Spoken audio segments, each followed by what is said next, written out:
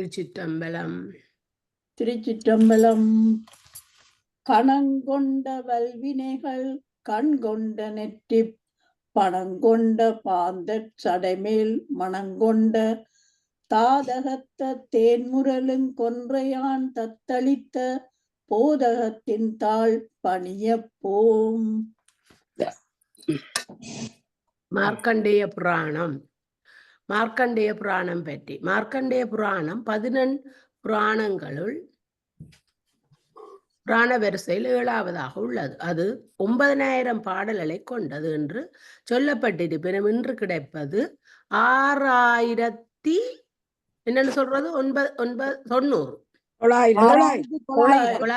பாடல்களே. மிக பழைய புராணங்களில் இதுவும் ஒன்று. காரணம், அஸ்வினியை முதலாவதாக வைத்து எண்ணாமல் கிருத்தியை 1 என்று வைத்து எண்ணுகின்ற பழங்காலத்தை சேர்ந்தது. பல முக்கியமான பகுதிகளை கொண்டது இப்புராணம். இன்று பிரபலமாக செய்யப்படுகின்ற சண்டி ஹோமத்துக்கு அடிப்படையாக உள்ள துர்கா சப்தசதி என்ற பெயருள்ள துர்க்கியை போற்றும் 700 பாடல்கள் 81ஆம் அதிகாரத்திலிருந்து 93ஆம் அதிகாரம் வரை உள்ளன. துர்கா சப்தசதி மிகவும் சக்தி வாய்ந்த ஓர் அறிகுறியை தருகின்றது.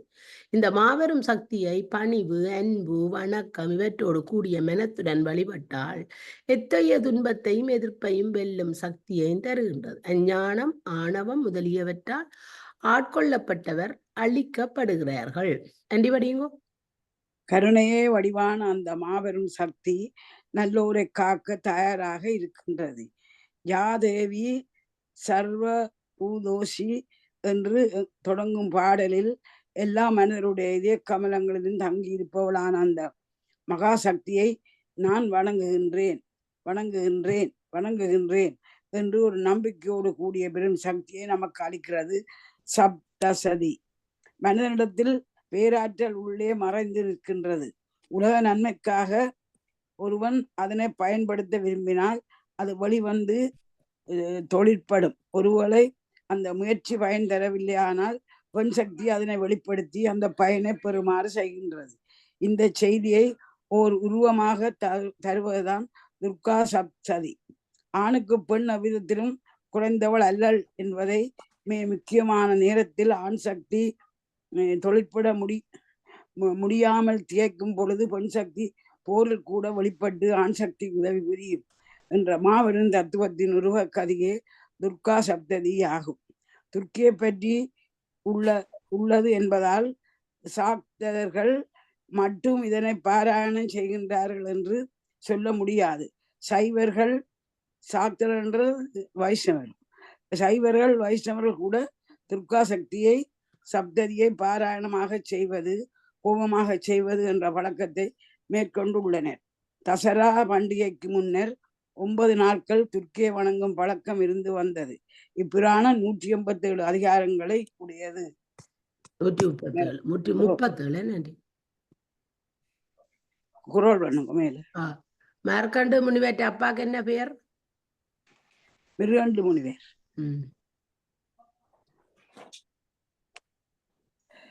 ராணியக்கா. மார்க்கண்டேர மிகப்பெரிய ராணியக்கா ஜெய்மினியும் மார்க்கண்டேயும் கொஞ்சம் தெரியலையே உங்களுக்கு? ராணியக்கா தெரியுது, ஏதோ மறைச்சிட்டு. ஜெய்மினியும் மார்க்கண்டேயனும். மிகப்பெரிய முனிவராகிய ஜெய்மினி ஒரு முறை மார்க்கண்டேயரை பார்க்க வந்தவர், முனிவரே, எனக்கு அடிப்படையில் சில சந்தேகங்கள் உள்ளன. அவற்றை தெளிவுபடுத்தி கொள்ள விடை கூறக்கூடியவர் தாங்கள் ஒருவரே. விஷ்ணு எங்கும் நிறைந்தவர், வடிவமும் உருவம் அற்றவர். அப்படி இருக்க அவர் ஏன் பூலோகத்தில் மனிதனாக கிருஷ்ணர் என்ற பெயருடன் பிறக்க வேண்டும்? பாண்டவர்கள் ஐவரையும் திரௌபதி ஏன் மணக்க வேண்டும்? அவருடைய பிள்ளைகளாகிய இளம் பஞ்ச பாண்டவர்கள் ஐவரும் ஒரே நேரத்தில் ஏன் கொல்லப்பட வேண்டும்? இவைகளுக்கு விடைகளை தெரிந்து கொள்ள வேண்டும் என்றார்.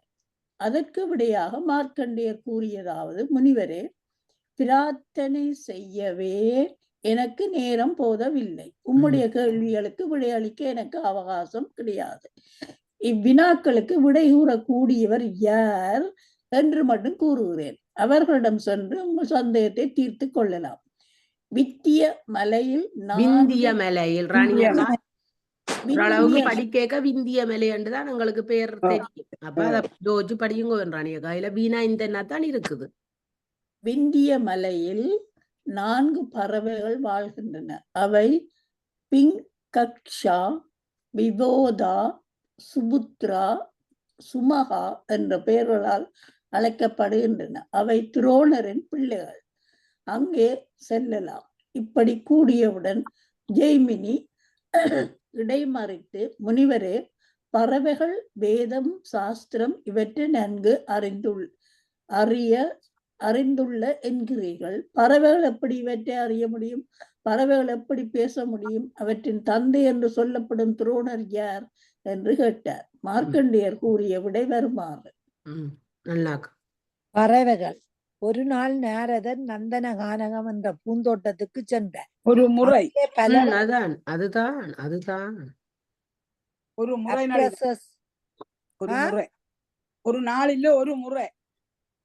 ஒரு முறை நாரதர் நந்தனகானகம் என்ற பூந்தோட்டத்துக்கு சென்றார். அங்கே பல அப்சரசுகள் நாட்டியம் ஆட இந்திரன் அதனை ரசித்துக் கொண்டிருந்தான். நாரதரை கண்டவுடன் அவர்களிருந்து மரியாதை செய்தனர். அப்பொழுது இந்திரன், இவர்கள் அனைவரும் மிகச் சிறந்த நாட்டிய கலைஞர்கள், யாருடைய நாட்டியத்தை பார்க்க விரும்புகிறீர்கள் என்று கேட்டான். நாரதர், நான் வேண்டுவது மிகச்சிறந்த அழகும் நாட்டிய கலையில் வன்மையுடைய ஒரு அப்சரசை தேடுகிறேன். உங்களில் யார் இரண்டிலும் சிறந்தவர்கள் என்று கேட்க அவர்கள் அனைவரும் தாம் தாம் என்று வாதிட்டு கொண்டனர். இதை பார்த்த நாரதர் அவர்களை பார்த்து, நல்லது, உங்களுக்குள் முடிவு செய்ய முடியாத பொழுது நான் சொல்லும் காரியத்தை யார் நிறைவேற்றுகிறீர்களோ அவர்கள் தான் இரண்டிலும் சிறந்தவர்கள் என்ற முடிவுக்கு வரலாம் என்றார். அவர்கள் அனைவரும் ஒப்புக்கொள்ளவே நாரதர் பேசலானார். இமயமலையில் துர்வாசர் தவம் செய்து கொண்டு இருக்கிறார். உங்களில் யார் சென்று அவருடைய தவத்தை கலைக்க முடியும் என்றார். துர்வாசர் பெயரை கேட்டவுடன் எல்லாரும் பின்வாங்கி விட்டனர். துர்வாசருக்கு அரசனுக்கு ஒரு தொடர்பு இருக்குது.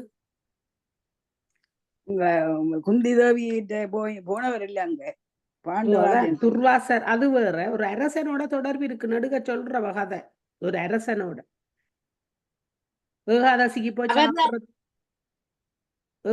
போய் சாப்பிடுறது நேற்றுமிதைய கேள்வி கேட்டன. அங்க குளக்கரையில போய் குளிக்க போய் பசியெல்லாம் போனோம். அதான் அந்த அரசனுக்கு என்ன பேர்? நேற்று சேம் கேள்வி எல்லாரையும் கேட்டன. அது மறந்து போச்சு. நெடுகா சொல்றவன் நெடுகா அவன் வாயில இருந்து வர்றது இந்த கதை. ஒரு 15-20 நேரம் அவன் வாயால கட்டிடு. அம்பரீசன் அரசனுக்கு பேர் அம்பரீசன். அம்பரீசன். பாபு என்ற அப்சரசை மட்டும் துணிந்து முன்வந்து, நீங்கள் சொன்ன காரியத்தை நான் செய்கிறேன் என்று சொன்னாள். அனைவரும் ஒப்புக்கொள்ளவே பாபு இமயமலைக்கு சென்று துர்வாசர் தவம் செய்யும் இடத்துக்கு நேரே செல்லாமல் சற்று எட்டி இருந்து கொண்டு குயில் போல் கூவ ஆரம்பித்தார். அந்த குயில் ஓசையை கேட்ட துர்வாசர் அந்த குயிலில் ஐயம் கொண்டு பார்க்க வந்தார். பாபு நிற்பதையும் குயில் போல் பாடுவதையும் கண்ட அவர், என் தவத்தை கலைப்பதற்காகவே துர்வாசரண்டா என்ன மீனிங் தெரியாது. கிட்டடியில சொன்னா துர்வாசம்ண்டா அவர் கருப்பையில துர்வாசத்தை நுகராமல் பிறந்தவர். கருப்பையில அவர் பிறக்க இல்லை.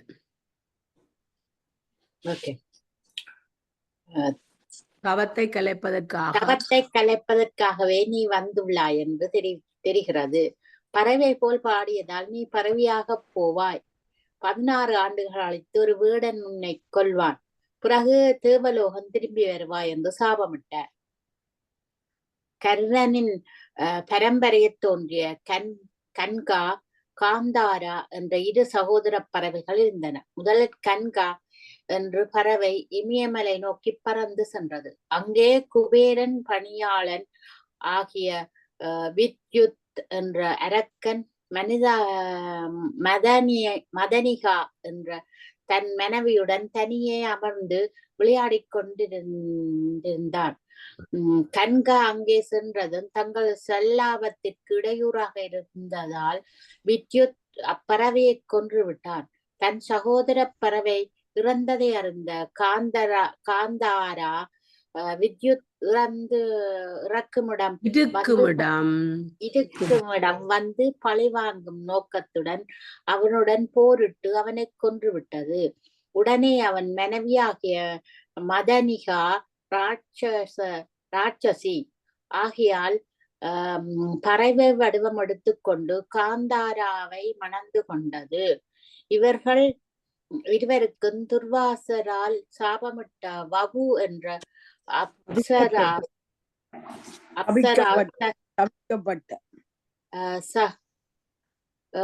எல்லாரும் கிரியேட்டர் விடுங்கோ கிரியேட்டரை விடுங்கோ அப்படியே எடுத்துக்கொண்டு மணந்து கொண்டது.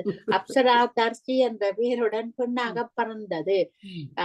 இந்த தர்ஷி என்ற பெண்ணையே துரோணர் என்ற பிராமணர் மணந்து கொண்டார். ஒரு முறை குருச்சேத்திரம் போர் நடைபெறும் பொழுது தர்ஷி அங்கே சென்றது. எதிர்பாராமல் அர்ஜுனன்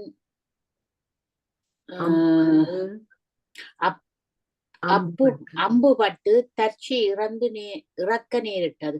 அது இறப்பதற்குள் அதன் வயிற்றில் இருந்து 4 முட்டைகள் பூமியில் விழுந்தன. பகுதத்தன் என்ற அரசனுடைய சுப்ரதிகா என்ற யானை அந்த இடத்தை நோக்கி வந்து கொண்டிருந்தது. யானையின் களத்தில் கட்டியிருந்த பெரிய மணி எதிர்பாராத விதமாக ஒரு அம்பு பட்டதால் அருந்து கீழே விழுகையில் இந்த 4 முட்டைகளையும் மூடி மறைத்து கொண்டது. பாரத போர் முடிந்து பலகாலமான பிறகு ஷமிகா என்ற முனிவர் அவ்விடத்தில் நடக்கையில் இந்த பெரிய மணிக்குள் பறவைகளின் சப்தத்தை கேட்டு மூடியிருந்த மணியை அகற்றினர். 4 குஞ்சுகள் உயிருடன் இருப்பதை அறிந்தார். அவற்றை எடுத்துக்கொண்டு தம் ஆச்சிரமம் சென்று எவ்வித ஆபத்தும் பெறாதபடி பாதுகாப்பான இடத்தில் வைத்து குஞ்சுகளை வளர்த்தார். பெரிய பறவைகளானதும் காட்டில் சுதந்திரமான பறவைகளாய் திரிந்தன. இருந்தாலும் இட்டாபானதும் ஆச்சிரமத்தில் வந்து தங்கிவிட்டன. அப்படி தங்கி இருக்கும் பொழுது அங்கு விவாதிக்கப்படும் வேதங்கள் சாத்திரங்கள் ஆகியவற்றை ஓரளவு புரிந்து கொண்டன. ஒரு நாள் இந்த பறவைகள் 4ம் ஷமிகா முனிவர் எதிரே சென்று, மிக்க வணக்கத்துடன், முனிவரே, நாங்கள் நால்வரும் இந்த உடம்புடன் உயிருடன் இருப்பது தங்கள் கருணையால் தான். அது மட்டுமல்ல, தாங்கள் எங்களுக்கு இங்கே இடம் தந்ததால் தான் வேத சாஸ்திர புராணங்களை பற்றியும் தெரிந்து கொண்டோம் என்று கூறினர். பறவைகள் பேசுவதை கண்டு வியப்பில் ஆழ்ந்து போன ஷமிகா முனிவர், உண்மையில் நீங்கள் பறவைகள் அல்ல, நீங்கள் யார் என்பதை எனக்கு சொல்ல வேண்டும் என்று கேட்டவுடன் அப்பறவைகள் ஒரு கதையை சொல்ல ஆரம்பித்தன. பறவைகளின் கதை. நீண்ட காலத்துக்கு முன்னர் சுக்ரியா என்ற ஒரு முனிவர் வாழ்ந்து வந்தார். அவருடைய பிள்ளைகளே இந்த 4 பறவைகளாகும். முன்பும் என்னத்திலேயே அது படிச்சிருக்கிறோம். அண்டிவாசி ஒரு நாள் திறன் வயதான பெரிய பறவை உருவம் எடுத்து அங்கு வந்தான். தனக்கு மிக பசியாக இருப்பதாகவும் மனித மாமிசம் கொடுத்தால் தனக்கு மிகவும் திருப்தியாக இருக்கும் என்று அப்பறவை கூறியது. உடனே சுக்ரீஷா முனிவர் தம் பிள்ளைகளை அழைத்து அவர்களையே அப்பறவை குணவாகும்படி கூற அந்த 4 இதை மறுத்து விட்டனர்.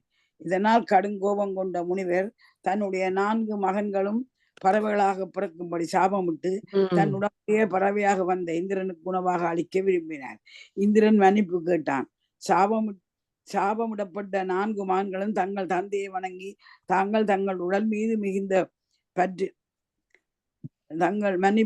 சாவிட்ட 4 மகன்களும் தங்கள் தந்தையை வணங்கி தங்கள் உடல் மீது மிகுந்த பற்று கொண்டுள்ளபடியால் தந்தை கூறியதை ஏற்க மறுத்தனர் என்றும், உண்மையான ஞானத்தை பெறும் பொழுது உடல் மீது உள்ள பற்றி நீங்கும் என்றும் கருதி அடுத்த பிறவிகளாவது எங்களுக்கு உண்மை ஞானம் கிடைக்க அருள் செய்ய வேண்டும் என்று கேட்டுக்கொண்டனர். முனிவரும் அப்படியே ஆகட்டும் என்றார். அந்த 4 பிள்ளைகளும் இந்த பிறவியில் தர்ஷியின் வயிற்றில் பறவைகளாக பிறந்தோம். அந்த 4 நாங்களே என்று பறவைகள் சொல்ல முனிவர் விந்திய மலைக்கு செல்லுங்கள் என்று கட்டளையிட்டார். இந்த நீண்ட கதையை ஜெய்மினிக்கு சொல்லிய மார்க்கண்டேயர், நீங்கள் சென்று அந்த பறவைகளை பாருங்கள் என்று கூறி விடை கொடுத்தார். ஜெமினியும் பறவைகளும். ஜெமினி பறவைகளை பார்த்து 2 கேள்விகளை கேட்டார். பஞ்சபாண்டவர் யார்? திரௌபதி ஏன் ஐவரையும் மனம் செய்து கொள்ள வேண்டும்?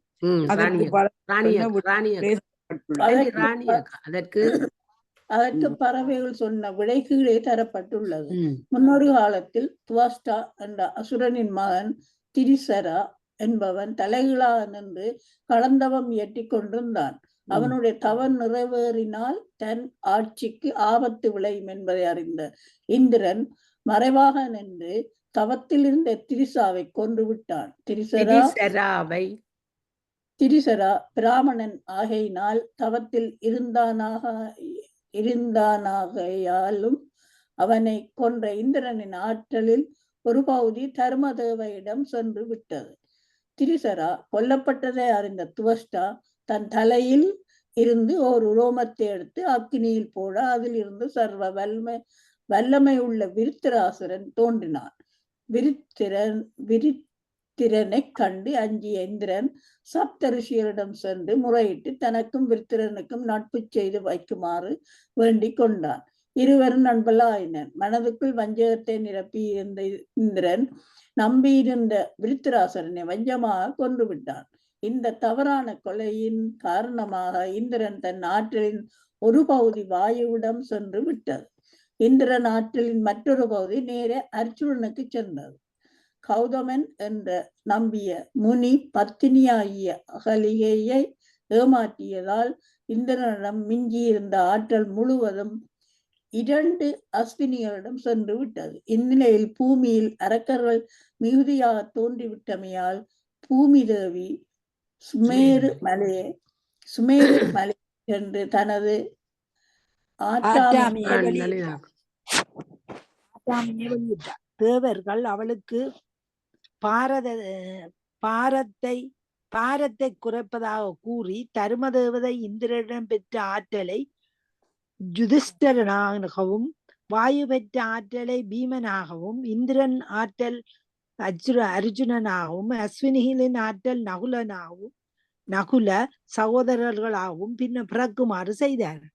இந்திரன் மனைவியாகிய சச்சி திரௌபதியாகவும் பூமியில் பிறந்து ஐவரையும் மணந்து கொண்டாள். யுதிஷ்டன் முதல் சகாதேவன் வரையுள்ள ஐவரும் மனிதர்கள் என்ற முறையில் வெவ்வேறானவர்களால இருப்பினும் இந்திரனுடைய ஆற்றலில் ஒவ்வொரு கூறாவே இருந்தனர். இந்த ஐவரும் இந்திரன் ஆற்றல்களே ஆதலால் சச்சி அல்லது திரௌபதி ஐவரையும் மணந்ததாக சொன்னாலும் உண்மையில் இந்திரன் ஒருவனையே மணந்தாள் என்பதை தெரிந்து கொள்ள வேண்டும். ஆனா அங்க நாங்க படிச்ச நாங்கள் அவன் இந்த சூரியன் மற்றவன் வாயுவின் அப்படிதான் படிச்சான். இங்க ஒரு ஆளின் அம்சம் என்று சொல்லுது. சூரியன் அம்சம் என்று சொல்லுது. அர்ச்சந்திரன் கதை. முன்னொரு காலத்து திரேதாயுகத்தில் அரிச்சந்திரன் என்ற மன்னன் இந்த நில உலகை ஆண்டு வந்தான். அவன் ஆட்சி சிறப்பால் பஞ்சம், நோய், பிணி முதலிய எதுவும் அவன் நாட்டு தலைகாட்டவில்லை. ஒருமுறை வேட்டைக்கு சென்ற அவன் தப்பி ஓடிய சில மான்களை துரத்தி கொண்டு காட்டில் வெகு தூரம் வந்துவிட்டான். மானின் பின்னே ஓடிக்கொண்டிருந்த மன்னன் காதுகளில் எங்களை காப்பாற்றுங்கள் என்ற பெண்களின் அவையக்குரல் விழுந்தது. உடனே மானின் பின் போதை விட்டுவிட்டு அவையக்குரல் வந்த சிசர் பக்கம் சென்றான். அங்கே ஒரு முனிவர் தவம் செய்து கொண்டிருப்பதையும் அவரிடையே சில பெண்கள் காப்பாற்றுங்கள் என்று ஓலமிடுவதையும் கண்டான். வில்லில் அம்பை பூட்டிய மன்னன் எதிரே இருப்பவர் ஒரு முனிவர் என்பதை அறிந்து கொண்டான். அந்த பெண்கள் உண்மையில் பெண்களே அல்ல, வித்யா ஞானத்தின் பல கூறுகளே ஆவர். வித்யா ஞானத்தின் பல்வேறு பகுதிகளையும் உள்ளவாறு அறிந்து கொண்டு அதன் மூலம் உண்மையான ஞானத்தை அடைய விரும்பினார். எதில் இருந்த முனிவர் விஸ்வாமித்திரர். அதனால் தான் வித்யாவின் பல பகுதிகள் வெளிப்பட்டு எங்களை காப்பாற்றுங்கள் என்று முறையிட்டன. அரிச்சந்திரனை கண்டதும் அவர்கள் ஓலம் நின்றது. காரணம், கடந்தவத்தில் இருந்த விஸ்வாமித்திரர் மிக்க கோபமாக அப்பெண்களை பார்த்தவுடன் அவர்கள் அஞ்சி மறைந்து விட்டனர். பெண்கள் மறைந்தவுடன் வெட்கி போன அரிச்சந்திரன் விஸ்வாமித்திரர் கால்களில் விழுந்து, என்னை மன்னித்து விடு, மன்னித்து அருளல் வேண்டும். இங்கு நடந்தது ஒன்றும் தெரியாது எனக்கு. பெண்களின் அபய குரலை கேட்டு அரசன் என்ற முறையில் அவர்களை காக்க முன் வந்தேன் என்று கூறினார். விஸ்வாமித்திரர், உன்மேல் எனக்கு ஒன்றும் கோபமில்லை. எல்லாவற்றையும் நன்கு அறிந்தவனாகிய உன்னிடம் சில கேள்விகளை கேட்க விரும்புகின்றேன் என்றார். மேலும் விஸ்வாமித்திரர் 3 கேள்விகளை கேட்டார். யாருக்கு தர்மம் செய்ய வேண்டும், யாரை காப்பாற்ற வேண்டும், யாருடன் போரிட வேண்டும்? இந்த வினாக்களுக்கு விடை கூற பூந்த அர்ஜுனன் முதற் கேள்விக்கு பதிலாக அரிச்சந்திரன் அரிச்சந்திரன் முதற் கேள்விக்கு பதிலாக தவசீகர்க்கும் முனிவர்கட்கும் பிராமணர்களுக்கும் தானம் செய்ய வேண்டும், அஞ்சினவர்களை காப்பாற்ற வேண்டும், பவரிடம் போரிட வேண்டும் என்று கூறி முடித்தவுடன் விஸ்வாமித்திரர், அரசனே, நான் பிராமணன் என்பது உங்களுக்கு தெரியும் அல்லவா? உன்னிடம் தானம் கேட்க விரும்புகிறேன் என்று கூறியவுடன் ஹரிச்சந்திரன் மிக்க மகிழ்ச்சியோடு எதை கேட்டாலும் தருகிறேன் என்று கூறிவிட்டான். விஸ்வாமித்திரர், நீ ஆளும் உலகம், இதாலதான் அவன் காட்டுல போக வேண்டி வந்தது. நீ ஆளும் உலகம் முழுவதும் அழிந்துள்ள பொருட்கள், ராஜ்யத்தில் உள்ள தேர்கள், யானைகள், குதிரைகள், பொன் ஆபரணங்கள், வெள்ளி ஆபரணங்கள் ஆகிய அனைத்தும் எனக்கு வேண்டும். சுருங்க சொன்னால், நீ, உன் மனைவி, உன் மகன் ஆகிய மூவர் தவிர உன் ராஜ்யத்தில் உள்ள மக்கள் அனைவரும் என்னுடைமையாக வேணும். அர்ச்சந்திரன் மனைவிக்கு என்ன பேர்? சந்திரமதி. மகனுக்கு என்ன பேர்? தேவதாஸ். ஹரிச்சந்திரன் இப்பொழுது தந்து விட்டேன் என்று கூறினான். என்னுடைய ராட்சிய எல்லைக்குள் நீ இருப்பதை நான் விரும்பவில்லை. எனவே இந்த எல்லைக்கப்பால் நீ உன் மனைவி மகனுடன் சென்று விடுவாயாக என்றார் முனிவர். 6 பேருக்கு எல்லாத்தையும் கேட்டது ஹரிச்சந்திரன்கிட்ட, எல்லாத்தையும் தர சொல்லி எல்லாத்தையும் கேட்கிறார். யார் கேட்டவர்? விஸ்வாமித்திரர். அவர் தவஞ்செய்து கொண்டிருந்தவர். பெண்கள் கத்தி கொண்டு அவன் பின்னால ஓடி போய் என்னன்னு பார்க்க போன இடத்துல அவற்றை தவம் குலைஞ்சு அவர் இப்படி இருக்கிறார். அப்ப அவர் கேட்கிறார், உனக்கு என்ன வேணும்? அவர் கேட்கிறார், அர்ச்சந்தன் கேட்கிறார், செய்ய வேணும், யாரோட அனுதாபம் காட்டணும், யாருக்கு தானம் என்று சொல்ல விஸ்வாமித்திரன் இப்ப உண்ட இதை இல்ல. ஏன்னா ஹரிச்சந்திரன் எப்பவும் உண்மை பேசுவான். யார் என்ன கேட்டாலும் இல்லை என்று சொல்ல மாட்டான். எப்பவுமே உண்மைதான் பேசுவான். கொடுத்துட்டான், நீங்கள் என்ன கேட்டாலும் தருவேன் என்று கேட்க அவர் இவ்வளத்தையும் கேட்கிறார். இதாலதான் அவர் சுடல காப்பாளனாக வேலை செய்ய வேண்டி வந்த ஹரிச்சந்திரன். 3 கேள்விதான் சொல்லிட்டாரு. அந்தனர் கேட்டா தானம் செய்யணும், அந்த கேள்விக்குள்ளேயே அந்த 3 கேள்விகளையும் இல்லையே அவற்றை உண்மைகள் அடங்கி இருக்குது. அப்ப உடனே அதை கேட்கிறார். வேற சோதிக்க இறைவனாக செய்யப்பட்ட வேலைதான் இது. அப்ப ஹரிச்சந்திரன் இப்பொழுதே தந்து விட்டேன் என்று கூறினான். என்னுடைய ராஜ்ய எல்லைக்குள் நீ இருப்பதை நான் விரும்பவில்லை. எனவே இந்த எல்லைக்கப்பால் நீ உன் மனைவி மகனுடன் சென்று விடுவாயா, அந்த நாட்டையே விட சொல்லி போட்டார் என்றார் முனிவர். முனிவர் உத்தரவுப்படியே இந்த நாட்டின் எல்லைக்கப்பால் செல்கிறேன் என்று புறப்பட்ட ஹரிச்சந்திரனை தடுத்து நிறுத்திய விஸ்வாமித்திரர், நீ செய்த ராஜசூஜயாகத்தில் எல்லா பிராமணர்களும் தட்சணையை தந்தாய் அல்லவா, என்னுடைய வங்கையும் இப்ப தர வேணும். அந்த தட்சணையும் தாண்டு கேட்கிறார். அவர்கிட்ட அங்க ஒன்றும் இல்லை இப்ப கையில, அவன் கையில எல்லாம் அவற்றை வாய்மையை வெளிப்படுத்துறது செய்த வேலைதான். என்னுடைய பங்கை இப்பொழுது தர வேண்டும் என்றார் முனிவர். ஹரிச்சந்திரன், முனிவரே, என்னுடமுள்ள அனைத்தையும் தந்து விட்டேன். இப்பொழுது என்னை தவிர என்னுடையது என்று சொல்லக்கூடியது எதுவும் இல்லை. நான் என்ன செய்ய முடியும் என்றால் அதை கேட்ட விஸ்வாமித்திரர், நீ சொல்வதை என்னால் ஏற்க முடியாமல் என் தட்சிணியை தந்தே தீர வேண்டும் என்றார். 1 வினாடி வைத்து நின்று விட்டார். ஹரிச்சந்திரன், முனிவரே, 1 மாதம் அவகாசம் கொடுங்கள், நான் நிச்சயமா வந்து உங்களுக்குரிய தட்சையை தந்து விடுகிறேன் என்றான். அவன் வாய்மொழியை ஏற்றுக்கொண்டு சென்று வா என்று அனுப்பிவிட்டார் விஸ்வாமித்திரர். நன்றிவாடி. நாட்டின் எல்லையை விட்டு விட்டு விட்டு போய் கொண்டிருந்தான் ஹரிச்சந்திரன். அவன் மனைவி அரசியாகவே இருந்து பழகிவிட்ட காரணத்தால் வேகமாக நடக்க முடியாமல் கொஞ்சம் மெல்லவே நடந்து சென்றான். சினங்கொண்ட விஸ்வாமித்திரர், சீக்கிரம் வெளியே விட்டு போ என்று சொல்லிக்கொண்டே ஹரிச்சந்திரன் மனைவியாக வைஷ்யாவை ஒரு தடி கொண்டு பலமுறை அடித்தான். ஹரிச்சந்திரன் இது பற்றி ஒரு சிறிதும் கவலைப்படாமல், இதோ போய் விடுகிறோம், கோபம் வேண்டாம் முனிவரே என்று கூறினான். ஆனால் மேலே இருந்த இந்த கொடுமையை பார்த்து கொண்டிருந்த விஸ்வதேவர்கள் கொண்டிருந்த ஐவரும் மனவர்த்தம் தாங்காமல் விஸ்வாமித்திரர் செய்வது வெட்கக்கேடு என்று கூறிவிட்டனர். அந்த சொற்கள் காதில் விழுந்ததும் விஸ்வாமித்திரர் கோபம் கொண்டு விஸ்வதேவர்கள் ஐவரையும் மானராக பிறக்க கடவுள் என்று சாபமிட்டார்.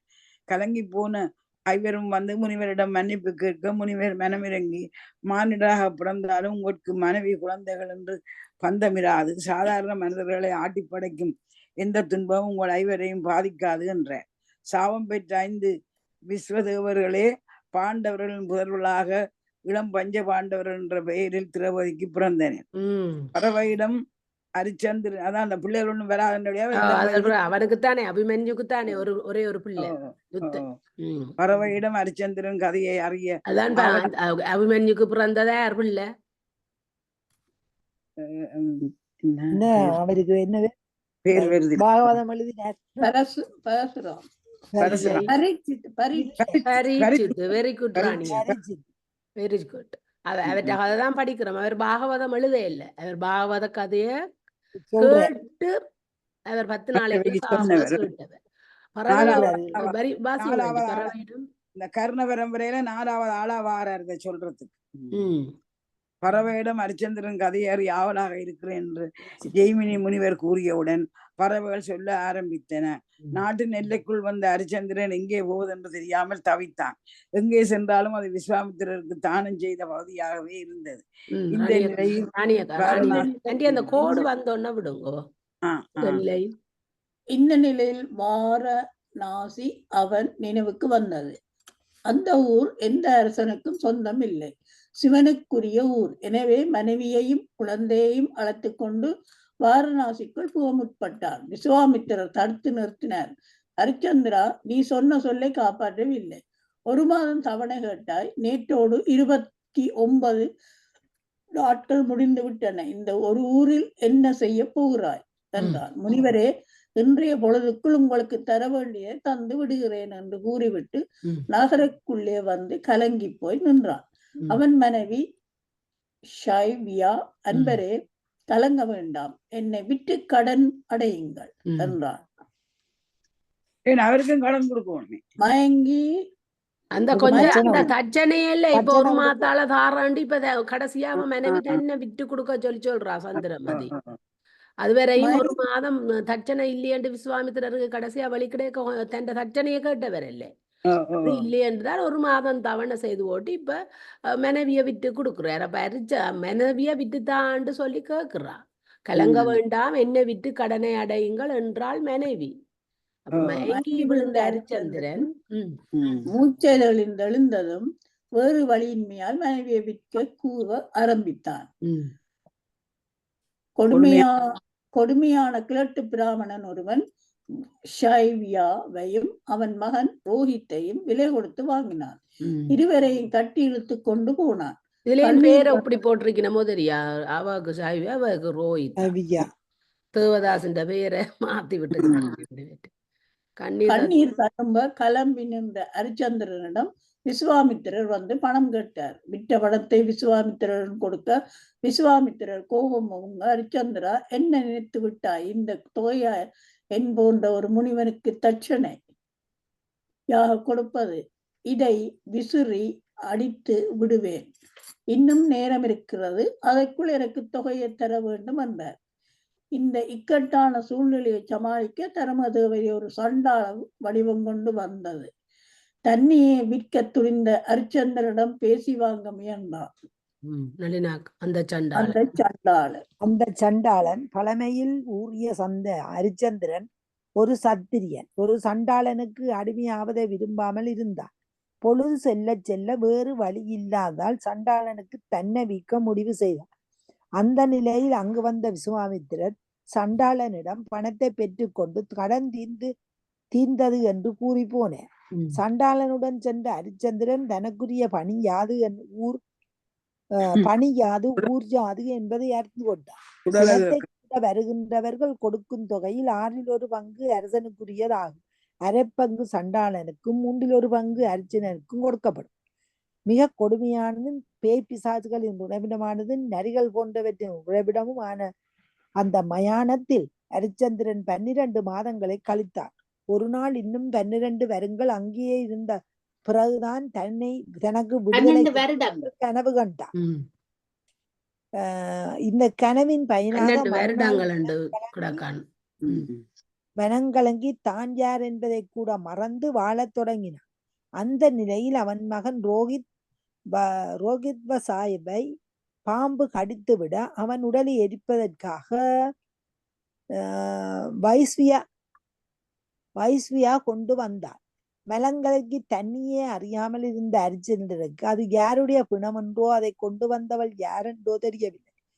வெகு நேரம் கழித்துத்தான் அவர்கள் யார் என்று அவன் யார் என்று அவன் மனைவியும் அறிந்து கொண்டனர். ஒருவர் கட்டிக்கொண்டு ஓ என்று கதறினர். மகனையும் இழந்த நிலையில் வாழ பிடிக்காமல் அவர்கள் இருவரும் நெருப்பில் வீழ்ந்து உயிர் விட துணிந்தனர். அவன் கன நேரமா அவள்கிட்ட வாதாடினவன் இந்த பிணமெரிக்க எனக்கு மனித கணந்தான் வாதாடி சண்டை அப்படி கேட்கலதான் அவள் பிணத்தையும் கொண்டு போகேக்கதான் திருப்பி கொண்டு போயேக்கதான் அவள் கண்டவள்.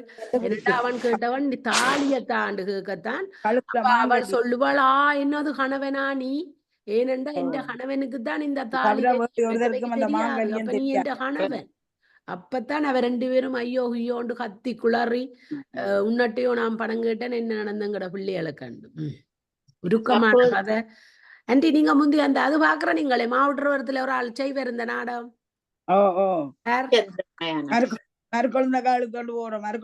என்ன நாடகம் ஏர் நல்ல ஃபேமஸ் ஆன ஆள் அது வீரமணியோ சின்னமணி இல்ல பிள்ளையாண்டி மாவட்ட சின்னமணி வில்லுபாட்டல்ல அது சின்னமணி வில்லுபாட்டு இது ஒரு நாடகம் செய்கிறவ வீரமணி அண்டு பாலசிங்க மாமா நொட்டுவ சொல்லுவார். அப்ப அது பார்த்தா இந்த கதை நாங்க வாழ்க்கையில மறக்க மாட்டோம். நான் பார்த்தேன் மறுக்குழந்தைக்கு ஆளு வாங்க இருந்தே ஆளாண்டு அழுது கொட்டி தீர்த்து விடும்.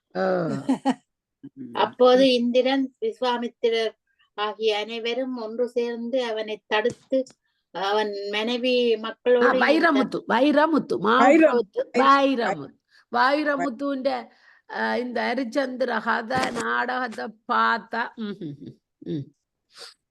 சரி இந்திரன் அவன் மனைவி மக்களோடு இந்த உடம்போடு சொர்க்கம் போகலாம் என்று கூறி ரோஷித்வஷாவின் மேல் அமிர்தம் தெளித்து உயிர் கொடுத்தார்.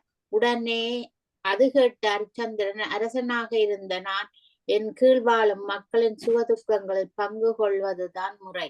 சந்தர்ப்பம் கிடைத்தது என்பதற்காக நான் மட்டும் மோட்சம் போக தயாரில்லை என்று அவன் கூறியவுடன் இந்திரன் அவனை பார்த்து ஹரிச்சந்திரா நீ கூறுவது சரியில்லை. ஒவ்வொருவர் செய்த பாவ புண்ணியங்களுக்கு ஏற்ப ஒருவர் சொர்க்கம் செல்ல முடிகிறது. எல்லா மக்கள் ஒரே அளவாக பாவ புண்ணியங்களை செய்யவில்லை. ஆகவே நீ நினைப்பது போல நடைபெறுவது கடினம் என்று கூறினார். உடனே ஹரிச்சந்திரன் தான் சேகரித்திருந்த புண்ணியத்தின் ஒரு பகுதியை தன் குடிமக்களுக்கு பங்கிட்டு கொடுத்து விட்டு மகன் ரோஷித்வஷாவை அரசனாக்கினான். வந்த விமானத்தில் தான் தன் மனைவியோடு சொர்க்கம் சென்றான். வசிட்டரும் விஸ்வாமித்திரனும் ஹரிச்சந்திரனுக்கும் அவனுடைய பரம்பரையினருக்கும் குலகுருவாக வந்தவர் வசிட்டர் ஆவார். விஸ்வாமித்திரர் ஹரிச்சந்திரனுக்கு இவ்வளவு தொல்லைகள் தந்த பொழுது குலகுருவாகிய வசிட்டர் ஹரிச்சந்திரன் இல்லை. நீருக்கடியில் நின்று 12 ஆண்டுகள் தவம் செய்ய போய்விட்டார். இந்த இடைக்காலத்தில் தான் ஹரிச்சந்திரனுக்கு இந்த சோதனைகள் ஏற்பட்டன. அனைத்தும் முடிந்த ஹரிச்சந்திரன் சொர்க்கம் வந்த பிறகு தவத்தில் இருந்து மீண்ட வசிட்டர் நடந்தவற்றை கேள்விப்பட்டார்.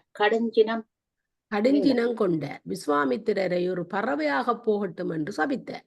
இதை அறிந்த விஸ்வாமித்திரர் வசிட்டரும் ஒரு பறவையாக போகட்டும் என்று எதிர் சாபம் தொடுத்தார். 2 பேரும் மாபெரும் தவமுடையவர்கள் ஆதலில் இருவர் நாங்கள் ஒவ்வொரு நாளும் வசிட்டரை பார்க்கலாம். என்னண்டு நட்சத்திரம் வசிட்டர மனைவிக்கு என்ன பேர்? அடிவிழா போது அடிவிழா போது ஐயோ ராணியக்கா அனுஷ்யா வசிட்டர மனைவியோ அது வசிட்டர மனைவி அகல்யா தானே கல்லாபுரம் தான். ஐயோ பிள்ளைகள் ஐயோ அருந்ததி நட்சத்திரத்தை தான் வசிட்டர் கல்யாணம் செய்தவர். அதுக்காகத்தான் வசிட்டரை அருந்ததி காட்ட போய் அப்ப அதுக்கு அருந்ததிய லெவையர் பிறகு நகல் ஜெயும் அதுவும் இதுவும் அந்த வானாவரி வசிட்டர் ஆட்ட பூட்டன் வசிட்டர் ஏருக்கு பூட்டன் வசிட்டர் படிச்ச நாங்கள் மறந்து பெரராச முனிவர் சத்தியவதிய கல்யாணம் செய்து அந்த வியாசற்ற அப்பா பெரராச முனிவருக்கு பூட்டன் அவர் வசிட்டர். அவர் வந்து சப்த ரிஷிகள்ல ஒரு ஆள். அருந்ததியும் அவர்தான் பக்கத்துல இருக்கிறேன். நாங்கள் ஒவ்வொரு நாளும் அவரை பார்க்கலாம். அவரைத்தான் அருந்ததிய காட்டத்தான் முதல் கொண்டு போய் வசிட்டரை காட்டுறது. உண்மை விளக்கத்துல நல்ல வடிவா படிச்ச நாங்கள் வடிவா படிச்ச நாங்கள் முதல் கொண்டு போய் வசிட்டரைத்தான் காட்டுறது. ஏனென்றாலாம் அருந்ததி காட்டத்தான் கொண்டு போறது கல்யாணம் முடிச்சவைக்கு. அவளை போல அவர் பெருசா இருக்கிறபடியா முதல் அவரை அதை என்னத்துக்காண்டி இதுல கொண்டு சிவஞான போதத்திலையும் முன்ன உலகத்திலையும் அந்த கதையை சொல்லினோம். என்னதுக்காண்டி அதுல வந்து இன்னும்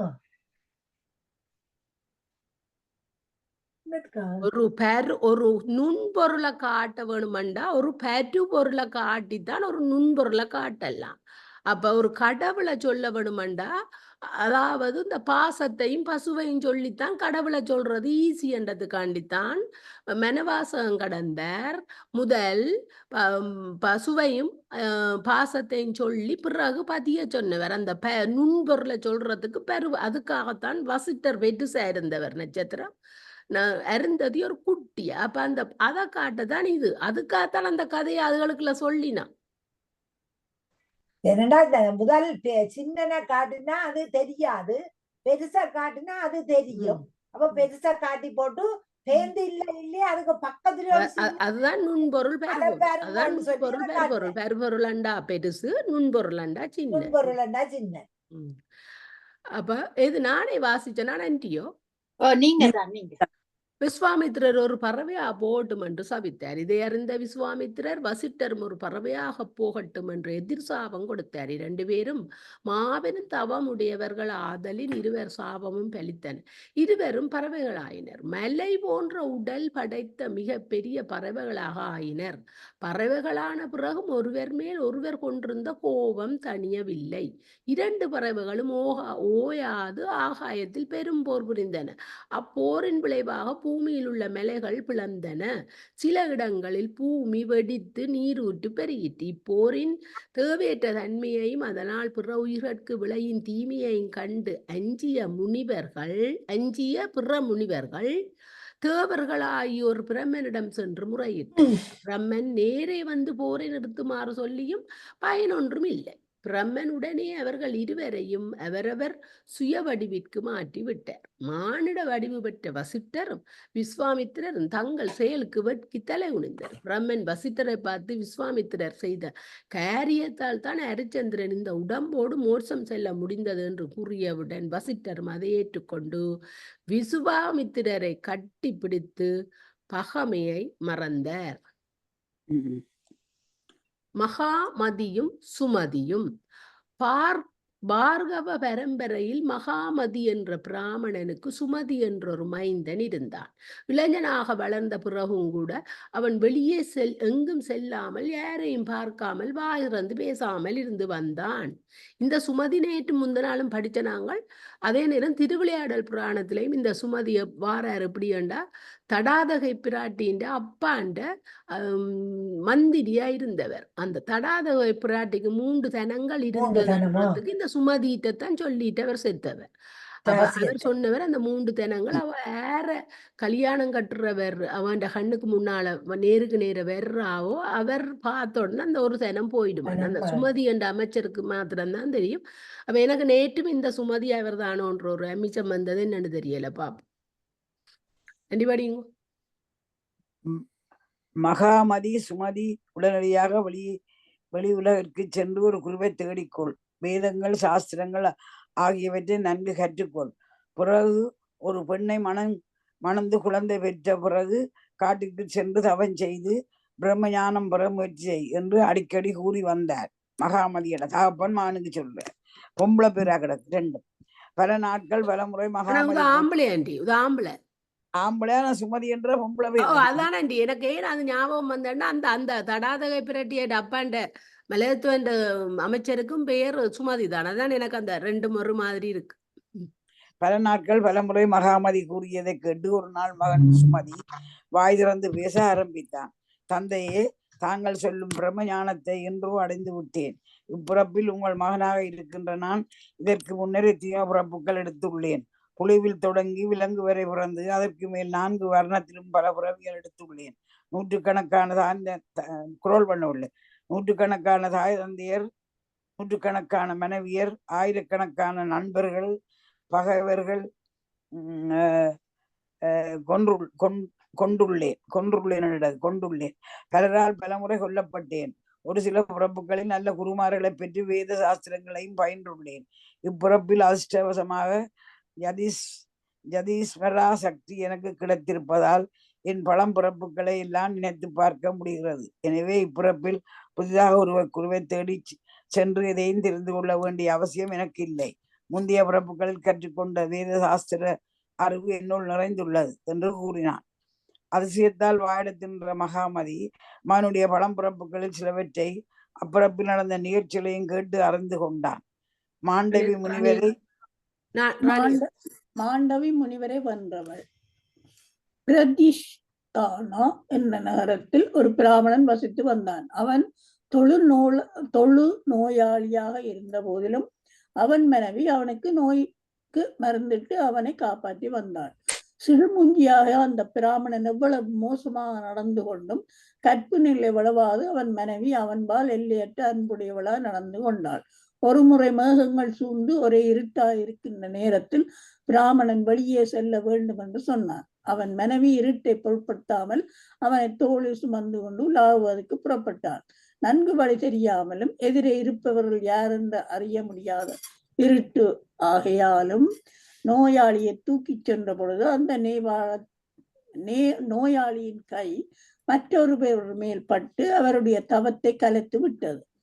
தவங்கள் என்ற மாண்டவி முனிவர் யாருடைய எந்த உறுப்பு பட்டு எந்தவன் துளைந்ததோ மேல உயர்த்தும் கலைந்ததோ கலைந்ததோ அந்த உறுப்பை உடையவன் சூரிய உதயமானவுடன் இறந்து விடுவார் என்று சாபம் கொடுத்தார். இந்த சாபத்தை காதில் வாங்கி கொண்ட பிராமணன் மனைவி கண்டறியாத இருட்டில் எதிர்பாராமல் நடந்துவிட்ட முயற்சிய குற்றத்துக்கு இவ்வளவு பெரிய தண்டனையா என்று மனம் பதறி போன அவள் சூரிய உதயமே ஆகாமல் போகட்டும் என்று எதிர் சாபம் விட்டாள். கற்புடைய பெண்ணின் சாபம் பலித்தது. 10 நாட்களாக சூரியன் வெளிவரவில்லை. தேவர்கள் பிரமனிடம் சென்று முறையிட்டார்கள். பிரமனுடனே காரணத்தை அறிந்து கொண்டார். ஒரு கற்புக்கரசியின் சாபத்தால் இந்நிலை வந்தது. இதில் நாம் தலையிட்டு ஒன்றும் செய்ய முடியாது. மற்றொரு கற்புக்கரசாகிய அனுசுயாவிடம் இந்த அது நலாயினி அல்லோ அவற்றை மாண்டு அவற்றை முடிவற்ற பேர் நலாயினி. இந்த அனுசியாண்ட கணவன் யார்? இந்த கற்புக்கரசி அனுசியாவுடன் நீங்கள் சென்று வேண்டிக் கொண்டால் இந்த அனுசியாண்ட கணவன் யார்? யமதக்கினியா? இல்ல நேற்று அப்போதான் நீங்க வசிட்ட மனைவி அனுஷியாண்டு 2-3 பேர் சொன்னது என்ற காதுல விழுந்தது. இப்ப நான் கேட்கிறேன், இந்த அனுஷியாவு யாருடைய மனைவி? இவ ஒரு முனிவர். என்னது இது என்ன சத்தியவான் சாவித்திரியும் இல்ல, இது வேற கதை சொல்றீங்க. இப்ப அதுதான் நான் பேர்கள் மாறி வருது. இது அனுஷியாண்டு நீங்கள் அப்போது வசிட்ட மனைவி யாருன்னு கேட்க அனுஷியாண்டு சொன்ன நீங்கள். இப்ப நான் கேட்கிறேன், இப்ப அனுஷியாண்ட கணவன் யார்? கௌதம முனிவர். கூவினது அந்த இந்திரண்ட கௌதம முனிவர். கௌதம முனிவர் கங்கிய கொண்டு வந்தவ நிலத்துக்கு. என்னத்துக்காண்டி அவருக்கு கௌதம முனிவர் யாகம் செய்தொன்று கேட்க கடுந்தவன் 2 பேரும் செய்வினம். கற்புக்கரசி இவாவுக்கு கௌதம முனிவருக்கு இந்த தவம் முடிக்கிறதுக்கு தண்ணி வேணுமென்றதுக்காண்டி கங்கிய கொண்டவ அனுசியா. கற்புக்கரசியாக அனுசியாவுடன் நீங்கள் சென்று வேண்டிக் கொண்டால் அவர் தலை விட்டு ஏதாவது செய்யலாம் என்று ரமன் கூறினார். அனைவரும் அனுசியிடம் சென்று முறையிட அனுசியை அந்த ஏழை பிராமணத்தியினிடம் வந்து அவளுடைய சாபத்தை திரும்ப பெற்றுக் கொள்ளுமாறு வேண்டினார்.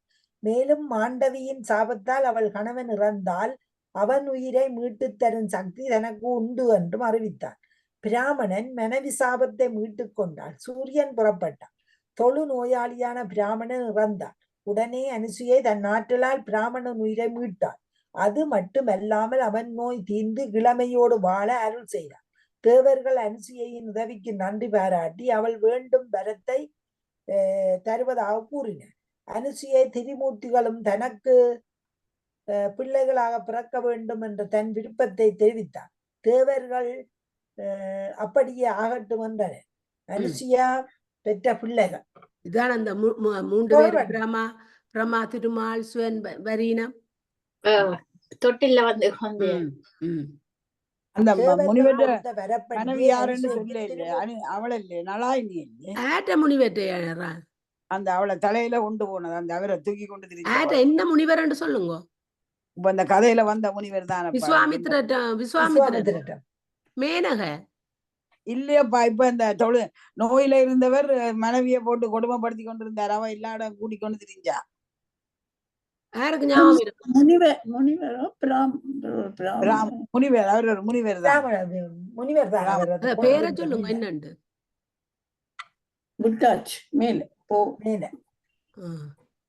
ஆண்டி என்ன பேர்? பேர் தெரியல. திருப்பி எடுக்கவா? எடுத்து பார். தொழுநோய் வருதுங்க வருங்க. தலையங்கன் பார்த்தா தானே சொல்லலாம். இல்ல மாண்டவி முனிவரை வென்றவள் யாரண்ட எனக்கு தெரியல. அது மாண்டவ முனிவர் தானே சூலத்துல வச்சு நகைய போட. எனக்கு இந்த கதை தெரியா? நான் ஃபர்ஸ்ட் டைம் இது கேள்விப்படுறேன். இல்ல அந்த கோயில போய் நலாயினி தலையில எனக்கு இந்த முனிவர்ட்ட பேர் தெரியும். அப்பதான் எனக்கு இந்த பேர் மாண்டவ முனிவர் தானே. மாண்டவ முனிவர் தவம் செய்து கொண்டு இருந்தவர் சிவபெருமானுக்கு முன்னாலே. அந்த கல்லர் போய் போன உங்களுக்கு ஒரு சங்கிலி கொண்டு போடுவோம் அவங்க கொண்டு சாமிக்கு போடுறேன்டா அவற்றை இடத்துல போட்டுட்டு போட்டாங்க. அப்ப காவலாளர் வந்து அவரை கொண்டு அந்த இதுல ஏத்தின கடவுள் ஏத்தின மாண்டவ முனிவர். அப்ப நலாயினி மாண்டவி முனிவருக்கார் பஞ்சாபி. எனக்கு அது தெரியும். அவரை தொழுநோய் வந்துட்டுதான் அவரை எல்லா இடம் கொண்டு திரிஞ்சவன்.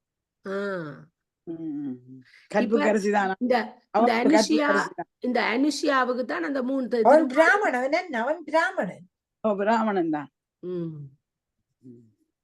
சிடுமூஞ்சி பிராமணன். மாண்டவி தான் இந்த பேரையே கேள்விப்பட்டேன். அந்த கதை தெரியாதே. மாண்டவ முனிவர் அந்த இதுல கழுகில ஏத்தினது என்னன்னு கேட்டா அந்த முன்புறப்புல செய்த பாவத்தாலானா அது எனக்கு நடந்தேன்னு சொல்லி தும்பு பூச்சியை காட்டி கைத்துல விட்டேன். இதுல அந்த இது பேரு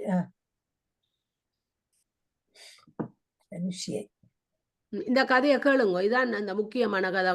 அனுசியா பெற்ற பிள்ளையா வந்தது. தேவர்கள் கொடுத்த வரப்படியே அனுசியைக்கு திரிமூர்த்திகளில் ஒருவராகிய பிரம்மன் சந்திரன் என்ற பிள்ளையாகவும் விஷ்ணு தாத்தேயர் என்ற பிள்ளையாகவும் சிவன் துர்வாசர் என்ற பிள்ளையாகவும் தோன்றினர். முன்னொரு காலத்தில் சாத்த வீரியன் என்ற மன்னன் உலகை ஆட்சி செய்து வந்தான். அவன் இறந்தவனுடைய அவனுடைய மகனாகிய அரிச்சுனன் என்பவன் ஆட்சியை ஏற்க மறுத்து விட்டான். எப்படி ஆட்சி செய்தாலும் அரசன் என்பவன் நரகத்துக்கே போக நேரிடும். வரி வசூலிப்பது என்பதும் வரி விதிப்பது என்பதும் எனக்கு பிடிக்காத காரியம்.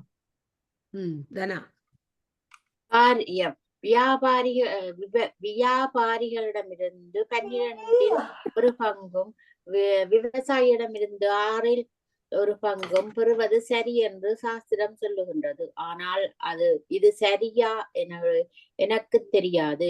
வரி வசூலிப்பது மக்களை காப்பாற்றுவதற்கே ஆகும். அப்படி இருந்தும் மக்களை காப்பாற்ற முடிகிறதா என தெரியவில்லை.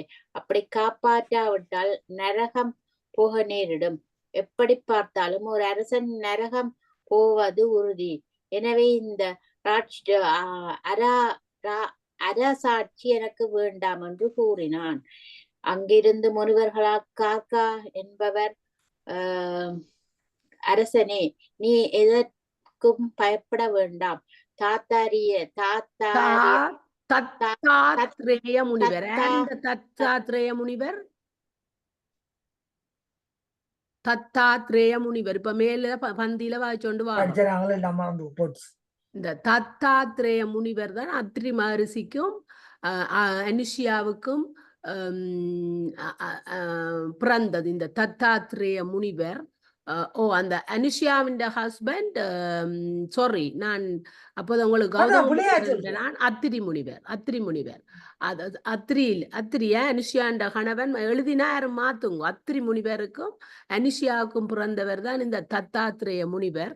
இவர் அனுஷியா என்ன செய்தவர், எனக்கு திருமாலும் பிரம்மாவும் சிவனும் பிள்ளைய வர வேணும் என்று கேட்கத்தான் அவர் 3 பேரும் வந்து அவ விட்ட சாப்பாடு கேட்டு அவ நிர்வாணத்தோட தரணுமெண்டு அவ தண்ட கணவன் நினைச்சு கும்பிட 3 பேர் வந்து அவன் அந்த கற்ப குலைக்கிறதுக்காக 3 பேரும் இல்ல கற்ப சோதிக்கவும் அவ 3 பேரும் அந்த 3 பிள்ளைகளும் சேர்ந்து இந்த தாத்தாத்ரேய முனிவர் என்ற முனிவர் அவைக்கு பிள்ளையா கிடைச்சது. ஆனா அவைகளுக்கு நல்லா தெரியும் இவ கற்பில் சிறந்தவாண்டு. ஏனென்றா ஒரு சோதிக்க வேணுமென்று வந்து அவவும் மனதால 2 காரணமும் இருக்குது நளினாக்கா. அவ மனதால தனக்கு திருமாலும் பிரம்மாவும் சிவனும் பிள்ளையா வந்து கிடைக்க வேணுமென்றத்தான் பிள்ளை வந்தது. அப்ப இவ வந்தவ அது கற்பையும் சோதிக்கத்தான் வந்தவ. ஏன் கற்பை சோதிக்க வந்தவைன்றதுக்கு ஒரு கதை இருக்கு, சொல்றேன் கேளுங்க. ஒரு கதை இருக்கு. அது என்ன தெரியுமோ, போய் அந்த கற்பை இதற்கு கொண்டு வர சொல்லி ஒரு ஆள் அனுப்புது. போய் அதான் என்ன அந்த கதை என்னன்னு தெரியுமோ? எனக்கு அது அவ கேளுங்க. அப்ப அந்த கதை ஒன்று இருக்குது. அவ கற்பி சிறந்தவன்னு சொல்றதுக்கு ஒரு கதை இருக்குது. நாரதர் தன் பிரம்மா திருமால் விஷ்ணு 3 பேர் சொல்லுவா. கதைய கேளுங்க பிளீஸ், கதைக்காம பிறகு நாளைக்கு கேட்டா தெரியான்னு சொல்லுங்க. 3 பேருட்டையும் போய் நாரதர் சொல்லுவார். பிரம்மாண்ட மனைவி, விஷ்ணுண்ட மனைவி, சிவன் மனைவி 3 பேருட்டையும் போய் நாரதர் சொல்லுவார், அனுஷியாவை போல கற்பில சிறந்தவர்கள் யாரும் இல்லையாண்டு. அப்ப 3 மனைவியர்களுக்கும் கோபம் வந்துடும். அப்ப 3 மனைவியர்கள்டையும் அவர் போய் கேட்பார், நான் நிரூபிக்கிறேன் அனுஷியா கற்பில் சிறந்தவள் என்று காட்டுறதுக்கு. அவர் என்ன செய்வார், இரும்பிலான நிலக்கடலை, கோதுள்ள இரும்பாலான நிலக்கடலையை கொண்டே 3 பேருட்டையும் கொடுப்பார். அவைக்கு விளங்காம கொடுப்பார், வறுத்து தெரிஞ்சு 3 பேரும் முடியாண்டுட்டினா. ஆனா அனுஷியாட்ட கொண்டு கொடுக்க அனுஷியா இரும்பாலான கடலையை வறுத்து தர சொல்லி இவர் நாரதர் வந்து கேட்கிறாரு, இதுக்குள்ள ஏதோ இருக்குதுன்னுட்டு அவ உடனே அவர் அத்திரி முனிவரண்டா அவர் நேர பிரம்மாவிடம் இருந்து நேர தோன்றினா சப்த ரிஷிகள்ல ஒரு ஆள். உவவும் பல்ல காலம் தவம் செய்து உவவும் கற்பில் சிறந்தவ. அப்ப உடனே அத்திரி முனிவரை நினைச்சு என்ன சோதிக்க வந்திருக்கினாம் என்று அவ வறுக்க அந்த கடலை வறந்தது. அதுக்கு பிறகுதான் இந்த 3 தேவியர்களும் அத அவ நம்பினவதான் கற்பில் சிறந்தவாண்டு. அப்ப அதுக்குதான் அந்த நாரதர் அவரை சோதிக்கிறதுக்கு அனுப்புற. நாரதர் தான் அனுப்புறேன். நாரதர் தான் வந்தவர் கற்பில கடலையை கொண்டு கொண்டு வந்தவர் பேருந்து அவங்க கற்ப சோதிக்க. அது சோதிக்க. ஆனா 3 பேரும் விரும்பித்தான் வந்தவை. ஏனென்றா அவவுக்கு பிள்ளையா வாரதுக்கு அவைகளுக்கு தாங்கள் பிள்ளையா வர வேணும். அப்பதான் அந்த 3 குழந்தையும் தொட்டில்ல கிடந்து அவ பால் கொடுக்க அத்திரி முனிவர் வீட்டை வர்ற 3 குழந்தைகளையும் எடுத்து அணைக்க அவைகளுக்கு பிறகு அத்திரி பிள்ளைய அந்த அது நல்ல பேருங்க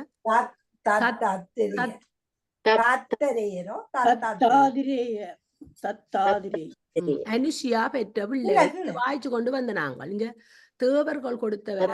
அனுஷியைக்கு திருமூர்த்தியரில் ஒருவராக பிரம்மன் சந்திரன் என்ற பிள்ளையாகவும் விஷ்ணு இதுல ஒரு பிள்ளை 3 பிள்ளை வந்தன்னு சொல்லினோம். அங்க நான் படிச்ச இதுல அபிமன்யு மற்றது அபிமன்யு இல்ல இன்னொரு ஆள் அதான் சந்திரனை தான் வேற பேர்ல படிச்சிருப்பேன். சந்திரன், இந்த தாத்தேரியர், மற்றது துர்வாசரும் அவன் பிள்ளைதான். அவைக்கு தான் பிறந்தது துர்வாசர். அதை நோட் பண்ணுங்க. துர்வாசரும் அத்திரிக்கும் அனுசூயைக்கும் பிறந்த பிள்ளைதான். இது யார் வாய்ச்சு கொண்டு வந்தா? நானே வாய்ச்சு கொண்டு இருந்தேனா? நான் தான் நான் வாசிக்கிறேன். நான் தான் இல்ல வாசிக்கிறேன். இல்ல அவ நான் அவ தான் அவ வாசிக்கிறேன். அவ அவ தாத்தேரிய முனிவர். தத்தாத்ரேய வடிவா வாசிங்கோ தானா? தத்தாத்ரேய தத்தாத்ரேய முனிவர் சாயா என்ற மலையில் ஒரு குகையில் வசித்து வருகின்றார். தத்தாத்ரேயர் எப்படிப்பட்டவர் என்று உனக்கு சொல்கிறேன் கேள். ஒரு முறை தேவர்களும் அசுரர்களும் ஏற்பட்ட போரில் தேவர்கள் நன்றாக அடி வாங்கினர். அவர்கள் ஓடிச் சென்று தத்தாத்ரேயரிடம் முறையிட்டனர். முனிவர் அவர்களை பார்த்து, இன்னும் ஒரு முறை அசுரர்களோடு போரிடுங்கள், போரிட்டுக் கொண்டே தான் இருக்கும் இடத்திற்கு அவர்கள் வரும்படி செய்யுங்கள் என்று கூறினார். அவர் சொன்னபடியே தேவர்களும் அசுரர்களை போருக்கு அழைத்தனர். போர் நடக்கையில் அசுரர்கள் தாத்தாத்ரேயர் இருக்கும் இடத்திற்கு வருமாறு செய்தனர். தாத்தாத்ரேய முனிவர் மகாவிஷ்ணு அவதாரம் ஆகையால் இலக்குமி அவர் கூடவே இருந்தார். இலக்குமியை பார்த்ததும் போர் நடப்பதை மறந்து இலக்குமியை தூக்கி கொண்டு ஓட முயன்றனர். ஒரு பல்லக்கில் இலக்குமியை வைத்து அப்பல்லக்கை தலைமேல் தூக்கி வைத்துக் கொண்டு ஓட ஆரம்பித்தனர். முனிவரின் உத்தரவுப்படி தேவர்கள் அந்த நேரத்தில் போர் தொடுத்தனர். அசுரர்கள் யாவரும் அழிந்த காரணம் இலக்கிமி ஒருவருடைய கால் பக்கம் இருக்கும்போது அவனுக்கு வீடு மேனை முதலிய வசதிகள் இருக்கும். இலக்குமி ஒருவனுடைய தொடைப்பக்கம் இருக்கும்போது அவனுக்கு குழந்தைகள் பிறக்கும். இலக்குமி ஒருவனுடைய இதயத்தில் இருக்கும்போது அவன் எல்லா ஞானமும் பெறுவான். இலக்குமி ஒருவனுடைய தலைப்பக்கம் இருந்தால் அவள் அவர்களை விட்டு போகிறாள் என்று அர்த்தம். இப்பொழுது அசுரர்கள் இலக்குமியை தலையில் தூக்கி வைத்து கொண்டதால் அவர்களை விட்டு போய்விட அசுரர்கள் போரில் மடிந்தனர். கார்கா சொன்னதை கேட்ட அர்ஜுனன் தத்தாத்ரேயரிடம் சென்று அவரை வழிபட்டு பல வரங்களை பெற்றான். 1 1000 கைகளை உடையவனாக இருப்பது, 2 ஈடு இணையற்ற உலகத்தின் தலை சிறந்த வீரனாலேயே தான் கொல்லப்பட வேண்டும் என்பது, எல்லா இடங்களுக்கும் செல்லக்கூடிய ஆற்றலை பெறுவது, பகைவர்கள் இருக்கும் இடத்தை மானசீகமாக கண்டறிவது. அந்த வரங்களை பெற்றுக்கொண்ட அர்ஜுனனுடைய முடிசூட்டு விழா 3 உலகத்திலும் உள்ள பெரியோர்கள் எல்லாம் வந்து காணுமாறு நடைபெற்றது. அவன் நாட்டின் மன்னனாக முடிசூட்டி கொண்டான். அலார்கா முன்னொரு காலத்தில் மிக பலம் வாய்ந்த சத்ருஜித் என்ற மன்னன் ஆட்சி செய்து வந்தான். அவனுக்கு ரிதத்வஜா என்ற மகன் இருந்தான். அரசகுமாரனாகிய அவன் பலத்தில் இந்திரனையும் அழகில் அஸ்வினிகளையும் அறிவு கூர்மையில் பிரகஸ்பதியையும் பிரகஸ்பதி நட்பண்புகளுக்கெல்லாம் உறைவிடமான அவனுக்கு பிராமண சத்திரிய வைசியர்களில் பல நண்பர்கள் இருந்தனர். அதே நேரத்தில் அந்த நாகலோகத்திலிருந்து அஸ்வதாரா என்ற மன்னனின் மைந்தர்கள் இருவர் ரிதத்வஜாயிடம் நட்பு கொண்டனர். அவனுடைய நட்பண்புகளில் ஈடுபட்ட இருவரும் பகலெல்லாம் அவனுடனே இருந்து இரவு நேரத்தில் மட்டும் தங்கள் உலகிற்கு சென்றனர். ஒரு நாள் அஸ்வதாரா தன் மன்னர்களை பார்த்து, பிள்ளைகளே, பல நாட்களாக பகல் நேரத்தில் உங்களை காண முடியவில்லை, இரவில் மட்டும் இங்கே வருகிறீர்கள், பகல் பொழுதே இங்கே கழிக்கிறீர்கள் என்று கேட்டவுடன் மைந்தர்கள் இருவரும் ரிதத்வஜா பற்றியும் அவனுடைய பராக்கிரமம் நற்பண்புகள் பற்றியும் கூறினர்.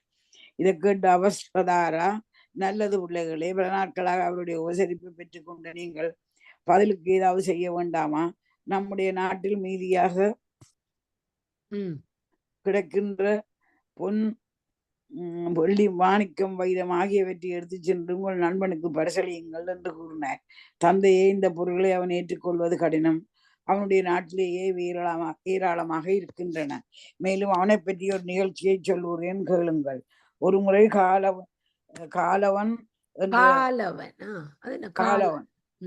காலவன் என்ற பிராமணன் ஒரு அதிசயமான குதிரையை சத்ருஜிக்கு பரிசளித்தான். அந்த குதிரை செல்லாத இடமே இல்லை. நான் வசிக்கும் ஆசிரமத்தில் தைத்திரியர்கள் பல மிருகங்களின் வடிவத்தினை ஏற்றுக்கொண்டு வந்து சொல்லி தருகின்றனர். அப்போது இந்த குதிரை ஆகாயத்தில் இருந்து வந்தது. இந்த குதிரையை வைத்துக்கொண்டு உன் எண்ணத்தை நிறைவேற்றி கொள்ளென்று ரீதி பிறந்தது. அதனால் தான் குதிரையை உன்னிடம் கொண்டு வந்தேன் என்று ராணியக்கா பிராமணன். ராணியக்கா இல்லையோ? நளினாக்கா படியுங்க. கொண்டு வந்தேன் என்று கூறினான் பிராமணன். இதை கேட்டு மகிழ்ந்த சத்ருஜித் தன் மகனை அழைத்து அக்குதிரையை அவனுக்கு பரிசளித்து, இந்த பிராமணனுக்கு இடையூறு செய்யும் தைத்திரியர்களை அழித்து வருவாயாக என்றார். ரிதத்துபஜா என்ற மாய குதிரையில் ஏறிக்கொண்டு அந்த பிராமணர் ஆசிரமத்தை அடைந்தான். தைத்திரியர்கள் பன்றி, புலி, சிங்கம் ஆகிய வடிவங்களில் ஆசிரமத்துக்கு பக்கத்தில் வந்தனர். அனைவரையும் வீழ்த்திய அரசகுமாரன் ஒரே ஒரு பன்றி மட்டும் தப்பி ஓடுவதை அறிந்து அதை துரத்தி சென்றான். கடைசியாக அந்த பன்றி ஒரு பிலத்திற்குள் நுழைந்தது. அதனுள் சென்ற அரசகுமாரன் இருட்டாக இருந்த பகுதியை கடந்து புதிய உலகத்துக்கே வந்து விட்டான். அனைத்தும் பொன்னாலான அரண்மனையின் யாரும் நடமாட்டமே இல்லாதிருப்பதை கண்டான். ஆனாலும் அழகே வடிவான ஒரு பெண் ஒரு இடத்தில் அமர்ந்திருப்பதை கண்டான். அவளை யார் என்று கேட்க, மதலசா என்ற அப்பெண் தன்னில விஸ்வலக என்ற கந்தர்வனின் மகள் என்றும், பாதாளகேது என்ற அசுரன் தன்னை இங்கே வைத்திருப்பதாகவும், தன்னை திருமணம் செய்து கொள்ள அவள் ஏற்பாடு செய்ததாகவும் கூறினான். ரிதத்துவஜா அவளை மணக்க விரும்பினான். மனம் செய்து வைக்கும் ஆச்சாரியன் இல்லை. ஆதலால் அப்பெண் தன் குருவான தும்புருவை வேண்டினாள். உடனே அவர் அங்கு தோன்றி இருவருக்கும் மனம் செய்வித்தார். மணமகள் அந்த இடத்தை விட்டு புறப்பட்ட நினைக்கையில் பாதாளகேதுவும் அவன் துணைவர் பலம் படையெடுத்து வந்து அரசகுமாரனை கொல்ல நினைத்தனர். துவஸ்திரா என்ற அஸ்திரத்தை பயன்படுத்தி தைத்திரியர்கள் அனைவரையும் அழித்தார். பிறகு அப்பெண்ணோடு தந்தையை வந்து வணங்கினான் அரசகுமாரன். ராணியக்கா இல்ல மற்ற நீ அரசகுமாரன் இத்தனை சாகச செயல்களை செய்ய உதவியாக இருந்தது அந்த பிராமணன் கொடுத்த குதிரை. அக்குதிரையின் பெயர் குவலயா என்பதாகும். அக்குதிரையை ஓட்டும் அரசகுமாரன் குவலயஸ்வா என்ற பெயர் பெற்றான்.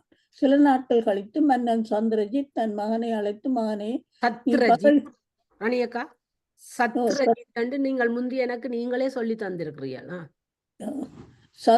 சத்ரஜித் வடிவா சொல்லுங்க. சத்ரஜித் தன் மகனை சின்ன இல்ல, நீங்க சின்ன இல்லைனா படிப்பி கேக். இப்ப நீ எனக்கு படிப்பு.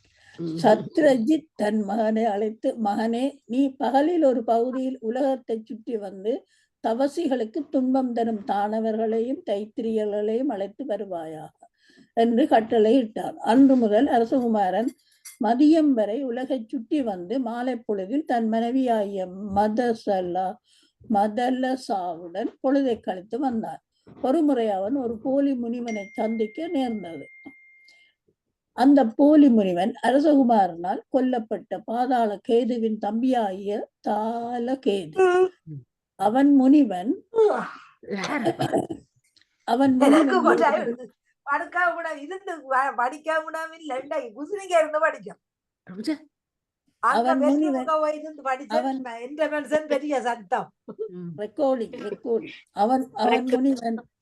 அவன் முனிவன் வேடத்தில் இருந்ததால் அரசகுமாரன் அவனை அடையாளம் கண்டு கொள்ளவில்லை. ஆனால் தாலகேது அரசகுமாரனை அடையாளம் கண்டு கொண்டு பழிவாங்க முடிவு செய்தான். போலி முனிவர், அரசரே, நான் ஒரு பெரிய யாகம் செய்ய வேண்டும். அதற்கு பொருள் இல்லை. தாங்கள் கழுத்தில் இருக்கும் மணிமாலையை தந்தால் அதை வைத்து யாகம் செய்ய முடியும் என்றார். அவன் வஞ்சனையை அறியாத அரசகுமாரன் மாலையை கழட்டி கொடுத்தான். பெற்றுக்கொண்ட போலி துறவி, நான் குளித்து விட்டு வரும் வரை இங்கே இரு என்று சொல்லிவிட்டு போனான். குளிக்க செல்லாமல் சத்ரஜித் மன்னனிடம் அரசகுமாரன் மாலையை காட்டி அவன் இறந்து விட்டதாக ஒரு கதையை கட்டி விட்டான். இதை கேட்டவுடன் அரசகுமாரன் மனைவி மதலசா உடனே உயிர் விட்டாள். திரும்பி வந்து போலி சாமியார் அரசகுமாரனை பார்த்து, மிக்க நன்றி, நீ போகலாம் என்றார். அரசகுமாரன் தந்தையிடம் வந்த பொழுதுதான் நடந்தது தெரிந்தது. மனமுடிந்த அரசகுமாரன் மனைவியை நினைத்தே உருகலானான். நாக மன்னன் தந்த பரிசு.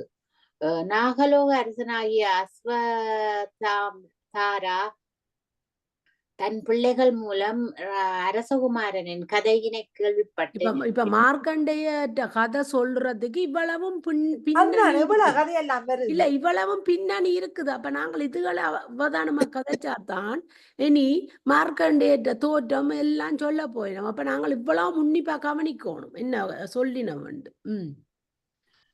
கேள்விப்பட்டு இமயம் சென்று சரஸ்வதியை நோக்கி தவம் செய்தான். சரஸ்வதி வெளிப்பட்டதும் உலகில் ஈடு இணையற்ற பாடகனாகத்தான் ஆக வேண்டும் என்று வரம் கேட்டான். அந்த வரத்தை பெற்றுக்கொண்டு கைலாயங்கிரிக்கு சென்று சிவன் காதில் படும்படியாக அற்புதமாக பாடினான். மகிழ்ந்த சிவன், உனக்கு என்ன வரம் வேண்டும் என்று கேட்க, ஐயனே, இறந்து போன மதலசா எனக்கு மகளாக வர வேண்டும்.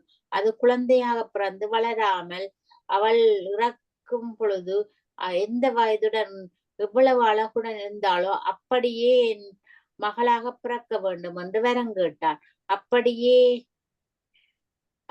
ஆகட்டும் என்று சிவன் சொல்ல, நாக மன்னனாகிய அஸ்வத்தாரா உண்மையில் பல தலைகளை, அதாவது படங்கள் உடைய நாகமாதலால் ஒரு படத்தில் இருந்து மதலசா வந்தாள்.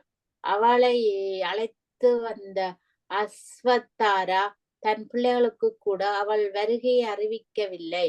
தன் பிள்ளைகளை அழைத்து இந்த முறை பூலோகம் சென்று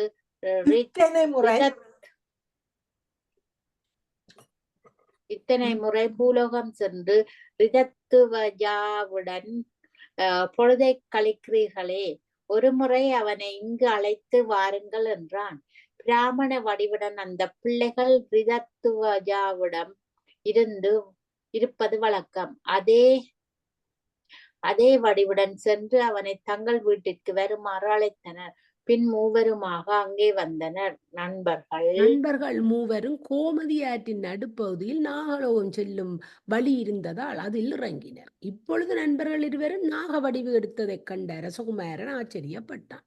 நண்பர்கள் இருவரும் தங்கள் கதையை சொல்லி நாகலோக மன்னனாய தங்கள் தந்தை அஸ்வதாராதான் ரிதத்வஜாவை அழைத்து வர ஏவினான் என்ற உண்மையையும் கூறினார்கள். மகிழ்ந்த அரசகுமாரன் நாகலோகத்தில் இறங்கி பாம்பு வடிவத்தில் இருந்த அஸ்வதாரா மன்னன் பொன்னும் மணியும் இறைத்த சிம்மாசனத்தில் இருக்க வணக்கம் செய்தான். மன்னன், அஸ்வதாரா, அரசகுமாரனே, என் பிள்ளைகள் மூலம் உன்னுடைய அறிவு, அழகு, பராக்கிரமம் ஆகியவற்றை அறிந்தேன். என் பிள்ளைகளிடம் நீ காட்டிய அன்புக்குரிய பரிசாக ஏதாவது ஒன்றை தர விரும்புகிறேன், கேள் என்றான். அது கேட்ட அரசகுமாரன், நாக மன்னரே, நன்றி பெரிது முடியேன். என் தந்தையிடம் எல்லா செல்வங்கள் நிறைந்திருக்கின்றன.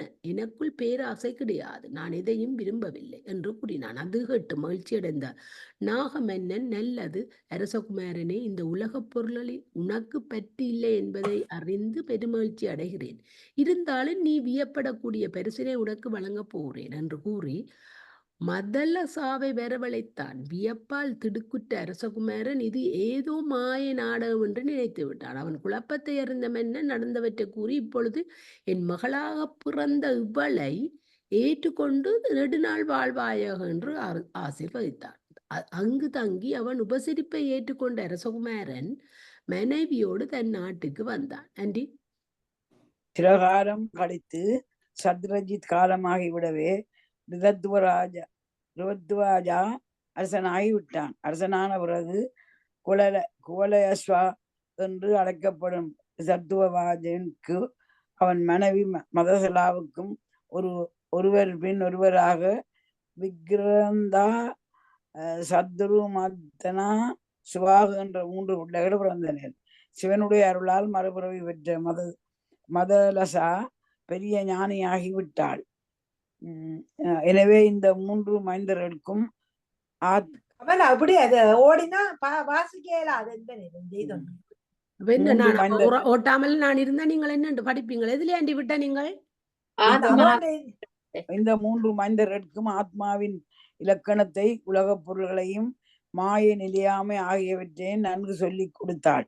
அதன் பயனாக அரசகுமாரர்களாக பிறந்த இந்த மூவரும் உலக விவகாரங்களில் எவ்வித ஈடுபாடும் இல்லாமல் ஆன்ம விசாரணையில் இறங்கி விட்டனர். இதனை அடுத்து 4வது பிள்ளை பிறந்தது. அலார்கா எங்க தேடி பேர் வச்சு மதிரிக்கா ம். என்று பெயரிட்ட பொழுது மன்னன் கோலியாஷா மனைவியை பார்த்து ஆட்சி பொறுப்பை ஏற்க வேண்டிய சத்திரியன் அறிய வேண்டியவற்றை இவனுக்கும் சொல்லிக் கொடுக்க வேண்டும் என்றான். அவன் நான் ஸ்க்ரோல் பண்ணேங்க, நீங்க நில்லுங்கோ. அப்ப ஒண்ணும் செய்யல. நான் எந்த கை உங்களுக்காகத்தான் ஸ்க்ரோல் பண்ணுது, எனக்காண்டி இல்ல. அப்ப நீங்கள் நான் ஸ்க்ரோல் பண்ண தொடங்கினா நிப்பாட்டுங்க. அப்படி செய்யவும் உனக்கு கையை காறுதல் இல்ல இல்ல, நீங்கள் நான் ஸ்க்ரோல் பண்ணேங்க நிப்பாட்டுங்கோ. அவளுக்கு நான் சொல்றேன் வாசிங்க. அவன் மனைவி அதை எதிர்த்து, இவை அனைத்துமே மாயை, அரசன் என்று ஒருவனும் இல்லை, அவனுக்கு பகை என்றும் ஒன்றும் இல்லை, ஓர் ஆத்மாவிற்கு நண்பன் என்றோ பகைவன் என்றோ யாரும் இல்லை, எனவே போர் புரிய வேண்டும் என்ற அவசியம் இல்லை என்று கூறினாள். அலர்காவின் துறவு ரிதத்வஜாவின் 4வது புள்ளியாகிய அலர்கா சத்திரியர்களுக்குரிய கல்வி ஏற்று அரசை ஏற்றுக் கொண்டான். அவன் தாய் மதலசா காட்டுக்கு போகும்போது மனிடம் ஒரு மோதிரத்தை தந்தாள். மகனே, இதற்குள் ஒரு கடிதம் இருக்கிறது, எப்பொழுதாவது உனக்கு பெருந்துன்பம் வந்து. நான் எப்பவும் நீங்க வாசிக்க தேவைக்கு இல்ல, நான் ஸ்க்ரோல் பண்றேன், அது உங்களுக்கு விளங்காது. நான் தேவைக்கு தான் ஸ்க்ரோல் பண்றேன். ஆனபடியால இவ்வளவு நேரம் நான் ஸ்க்ரோல் பண்றதைத்தானே நீங்கள் எல்லாரும் வாசிக்கிறீங்கள்.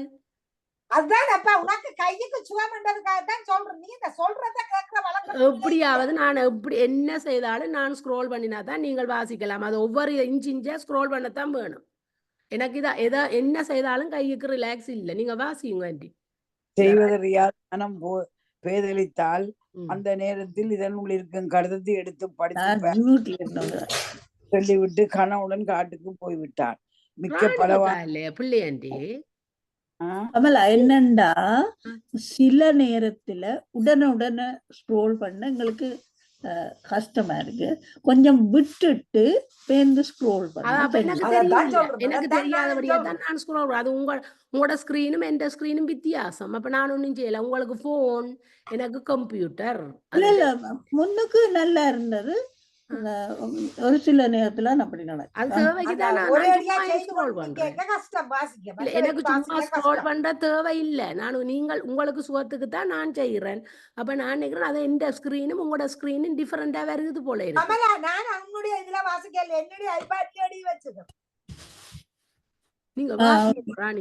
மிக்க பலவானும் அறிவாளனும் ஆகிய அலர்கா மிக்க நேர்மையாகவும் ஆட்சியுடனும் ஆட்சி செய்து வந்தார்.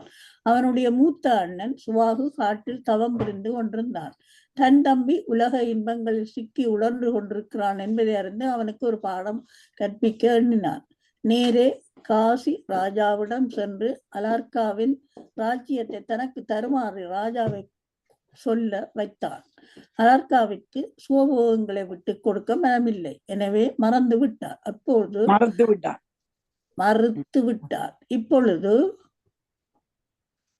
இப்பொழுது காசி ராஜா அலர்காவின் ராஜ்யத்தின் மீது படையெடுத்தார். தோல்வியடைந்த போது தாய் தந்த மோதிரன் நினைவுக்கு வர அந்த கடிதத்தை எடுத்து படித்து பார்த்தார். ஆத்துமாவின் இலக்கணம் பற்றியும் ராஜ்யம், யானைப்படை, குதிரைப்படை இவையெல்லாம் மனத்தின் ஆசாபாசங்களை பொறுத்தே என்றும் ஆத்மா இந்த எதனோடும் தொடர்பில்லாது என்பதை அறிய வேண்டும் என்றும் எழுதியிருந்தது. உண்மை அறிவு பெற்ற அலர்கா காசி ராஜாவிடம் சென்று தமையன் சுவாகுவே ராஜ்யத்தை எடுத்துக்கொள்ளலாம் என்று கூறினார். சுவாகு சிரித்துக்கொண்டே, என்றுமே தனக்கு இம்மாதிரி பற்றுக்கள் இல்லை என்றும் தம்பியின் போக்கை திருத்தவே இந்த நாடகம் ஆடியதாகவும் தம்பி மனம் திருந்தியது கண்டு மகிழ்ச்சி அடைவதாகவும் கூறிவிட்டு காட்டுக்கு போய் விட்டார். காசி ராஜாவும் சிரித்து கொண்டே சுவாவுவும் தானும் சேர்ந்து ஆடிய நாடகம் இது என்று கூறிவிட்டு அலாக்காவின் ராஜ்யத்தை திருப்பி கொடுத்து விட்டார். தன் நாட்டுக்கு திரும்பி வந்த அலாக்கா நல்ல ஞானம் கைவர பெற்றவனாய், பந்தவாசம், அதிகார ஆசை என்பவற்றிலிருந்து முற்றும் விட்டுவற்றவனாய் ஆகிவிட்டான். மறுபடியும் அரசனாகும் விருப்பம் ஒரு சிறிதும் இல்லாத அலாட்கா தன் மூத்த மகனுக்கு பட்டம் கட்டிவிட்டு கவன் செய்து காட்டுக்கு போய்விட்டான். இக்கதை சுமதி சொன்னதும் அவன் தந்தை மகாமதி இத்தனை யாகங்களை செய்து நான் என்ன பயனை அடைய போகிறேன்? இந்த வினாடியே எல்லாவற்றையும் விட்டு காடு சென்று தவன் செய்ய போகிறேன் என்றான். தந்தையும் மகனும் இணைந்தே காடு நோக்கி புறப்பட்டு விட்டனர். இந்த கதைகளை எல்லாம் ஜெமினி முனிவருக்கு எடுத்து கூறிய 4 பறவைகளும் அமைதியடைந்து விட்டன. ஜெமினியின் ஜெயங்கள் அனைத்தும் தீர்ந்து விட்டன. படைப்பின் கதை. ஜெமினி முனிவர் பல தேசங்களையும் தீர்த்து வைத்த அந்த பறவைகளை பார்த்து பிரபஞ்ச படைப்பின் வரலாற்றை விளக்கமாக கூறுங்கள் என்று கேட்க பறவைகள் சொல்ல ஆரம்பித்தன. பறவைகள் சொல்லிய படைப்பு வரலாறு பிரமபுராணம் முதலியவற்றை கூறியதை அப்படியே திருப்பி சொல்லுகின்றான். அதனில் அதை விரிவாக சொல்லாமல் கருத்தை மட்டும் தந்துள்ளோம். இப்பதான் ஜெய்மினி ஸ்டார்ட்ல தொடங்கின ஜெய்மினி அந்த 4 பறவைகளை மாறியவர் மூடியிருந்த பறவை அந்த முனிவர் அந்த கதை இவ்வளவு நேரம் இவ்வளவு கதையும் அந்த 4 பறவைகளும் அந்த முனிவருக்கு சொல்லி போட்டு வந்த கதை தான் இது. இனித்தான் மிச்சம் வரப்போகுது. தனாவாசிங்க. பரபிரமம் வாக்கு மனம் கற்பனை ஆகியவற்றை கடந்திருப்பது, வடிவோ உருவோ இல்லாமல் எங்கும் எல்லாவற்றிலும் எப்பொழுதும் ஊடுருவி நிற்பது, தொடக்கமோ முடிவோ இல்லாதது, குணங்குறி கடந்தது, தொடக்கத்தில் எங்கும் தண்ணீர், அதில் ஒரு பெரிய முட்டை வளர்ந்து கொண்டே வருதல், அதனுள் பிரமன் தோன்றுதல், பிரபஞ்சத்தில் உள்ள எல்லா பொருட்களும் அதனுள் இருத்தல், முட்டையினுள் இருந்து வெளியே வந்த பிரமன் புல் பூண்டு முதலிய ஜடப்பொருள்களையும் புழு, பறவை, பாம்பு, மிருகங்கள் அனைத்தையும் படைத்தல், இச்சா மாத்திரையாய்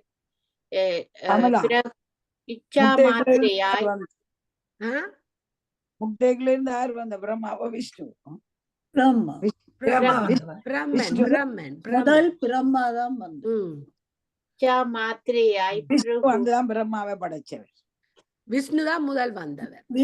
ஏதோ அப்படி போட்டு இருக்குது. நாங்கள் இருக்கிறது நீ இதுல என்னத்தையா முட்டைகளால வந்த விஷ்ணு அவற்றை நாவி கமலத்தில இருந்து வந்தவர் தான் விஷ்ணு நாபிகமத்தில இருந்து வந்ததுதான் பிரம்மாண்டம். விஷ்ணுதான் முதல். புருடன் விஷ்ணுவா பிரம்மாண்ட வயிற்றுல இருந்துதான் அந்த தொப்புள் கொடியில தாமரை தண்டில இருந்தான் பிரம்மா. நாவி கமலத்தில இருந்து தாமரை தண்டில இருந்தான் பிரம்மா வந்து. இச்சா மாத்திரை அதனுள் பிரமன் தோன்றுதல், பிரபஞ்சத்தில் உள்ள எல்லா பொருட்களும் அதன் இருத்தல், முட்டையிலிருந்து வெளிவந்த மாத்திரையாய் பிறகு அத்திரி முதலிய 9 முனிவர்களை படைத்தார். கவனியுங்க. இச்சா மாத்திரையாய் பிருகு அத்திரி ஆகிய 9 முனிவர்களை படைத்து அறிந்த இந்த முனிவர்கள் எங்களுக்கு முக்கியம். சப்த ரிஷிகள். பிருகு அத்திரி மற்ற 2 பேர் எழுதுங்கோ. பரத்வாசர், பிருகு அத்திரி, பரத்வாசர், காசிபர், வசிட்டர், விஸ்வாமித்திரர். மற்றவர் பிருகு அத்திரி, பரத்வாசர், வசிட்டர், விஸ்வாமித்திரர். 2 4 5 மற்றவர் காசியப்பர். இதுல சொல்றது ராணியக்கா 9 முனிவரை பற்றி. ஆனா சப்த ரிஷிகள்ல அந்த 2 பிருகு வர மாட்டார். பிரிவு வர மாட்டார். அத பிறகு எழுதுவா. நீங்கள் இப்ப வாசிங்க. பிருகு அத்திரி முதல் 9 முனிவர்களை படைத்த வேதங்கள், புராணங்கள் ஆகியவற்றை தமது 4 முகங்களாக படைத்த. நீரில் உறங்குவதால் நாராயணன் என்ற பெயர் பெறுதல், ருத்ரன் பிரமன் மடியில் தோன்றுதல், பெயர் வேண்டி அழுதல், ருத்ரன் என்று பெயர் பெறுதல். வருதியினின் கதை. வருணா நதிக்கரையில் உள்ள அருணஸ்பதா என்ற ஊரில் ஒரு பிராமண இளைஞன் இருந்தான். வேத சாஸ்திரங்களில் வல்லவனாய் இருந்ததோடு அழகிய அஸ்வினிகளை விட அழகானாக இருந்தான். இவ்வளவு இருந்தும் அந்த இளைஞன் மனதில் உலகத்தை சுற்றி பார்க்க வேண்டும் என்ற ஆசை மீதியாக இருந்தது. அந்த இளைஞனை நாடி மற்றொரு பிராமணன் விருந்தினனாக வந்தான். வந்தவன் உலகின் பல்வேறு பாகங்களில் தான் கண்ட காட்சிகளை எல்லாம் வர்ணித்தான். அதை கேட்ட அந்த இளைஞன், உன்னை பார்த்தால் இளைஞனாகத்தானே தெரிகிறாய், அப்படி இருக்க இந்த வயதுக்குள் எப்படி உன்னால் இத்தனை இடங்களையும் பார்க்க முடிந்தது என்று கேட்டான். இந்த ஒரு ஹெட்டிங் முடிய நிப்பாட்ட போறேன்னா இந்த ஒரு ஹெட்டிங் முடிய என்னடா இன்னும் 27 பக்கங்கள் இருக்குது. அப்ப வாசிக்கலாது. இன்னும் இப்போ 309 இருக்கிறாண்டா இன்னும் 27 இருக்குது. அப்பண்டே வாசிக்கலாம் என்று கேட்டான். வந்தவன் மூலிகைகள் மந்திர உச்சாடனம் என்பவற்றில் தான் கை சேர்ந்தவன் என்றும் குறிப்பிட்ட சில மூலிகைகளை காலில் தடவிக்கொண்டால் ஒரு வினாடி நேரத்தில் எத்தனை தூரமாக இருந்தாலும் விரும்பிய இடத்துக்கு போய் சேரலாம் என்று கூறினான். அவ்வாறு சொல்லியதோடு மட்டுமல்லாமல் விருந்தினனாக வந்த அவன் இந்த இளைஞன் காலில் பல மூலிகைகளை தேய்த்து விட்டான். இந்த இளைஞன் இமயமலைக்கு சென்று பார்க்க வேண்டும் என்று நினைத்த மாத்திரத்தில் தான் இமயத்தின் உச்சியில் நிற்பதை கண்டான். அங்குள்ள செடி கொடிகள், மரங்கள், அருவிகள், ஓடைகள் என்பவற்றை பார்த்து தன்னை மறந்து நின்றான். நின்ற இடம் பனிக்கட்டியும் ஈரமும் இருந்த இடம் ஆதலின் மெல்ல அவன் காலில் தேய்த்திருந்த மூலிகைகள் கரைந்து ஓடிவிட்டன.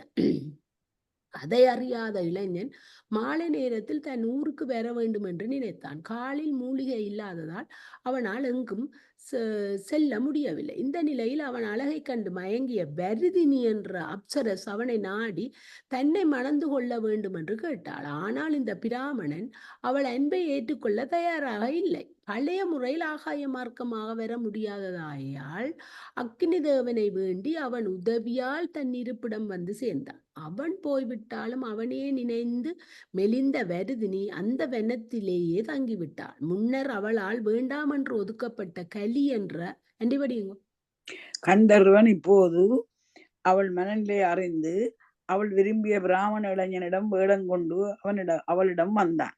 உண்மை அறியாத வருதினி அவனை மணந்து கொண்டாள். அவர்களுக்கு ஒரு பிள்ளையும் பிறந்தது. உடனே அக்கலி அவளை விட்டு போய்விட்டான். வருதினியின் மகன் ஈஸ்வரேச்சா வளர்ந்து பெரியவனாகி சாத்திரங்களை எல்லாம் கற்று தேர்ந்து அங்குள்ள இளைஞனாக இருந்தான். ஈஸ்வரேச்சா ஒரு முறை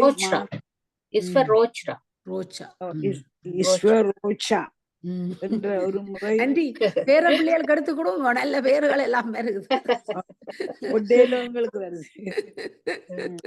மலைக்கு சென்ற ஒரு இளம்பெண் நாங்க நீ சொன்ன மாதிரி நாங்க சொன்ன முடியாது என்ன புஷ் வைக்கணும் சொல்லி அவன் எதிரே வந்தார். கேட்டேன்னு நாங்க டிசைட் பண்ண இல்லையா ஏன் ஓடி வருகிறாய் பூட்டிக்கு ஏன் ஓடி வருகிறாய், உனக்கு என்ன தீங்கு ஏற்பட்டது என்று ஸ்வரேச்சர் கேட்டவுடன் அப்பெண் தன் கதையை சொல்ல ஆரம்பித்தார். ஐயா, மனோரமா என்ற நானும் விபுவரி கலாதி என்ற என் தோழிகளும் கைலாசத்தை சுற்றி பார்த்து கொண்டிருந்தோம். முனிவரும் பெருந்தவத்தில் ஈடுபட்டிருந்தால் அவருடைய உடம்பு இழைத்து கண்கள் குழி விழுந்து பார்ப்பதற்கு பயங்கரமான தோற்றத்துடன் இருந்தார். அவரை பார்த்து நான் ஆணவத்தால் கைது செய்து விட்டேன், ஒரு ராட்சசன் வந்து என்னை பிடித்துக் கொள்வான் என்று சாபமிட்டார். இவ்வளவு கொடிய சாபம் தருவது ஒரு முனிவருக்கு அழகல்ல என்று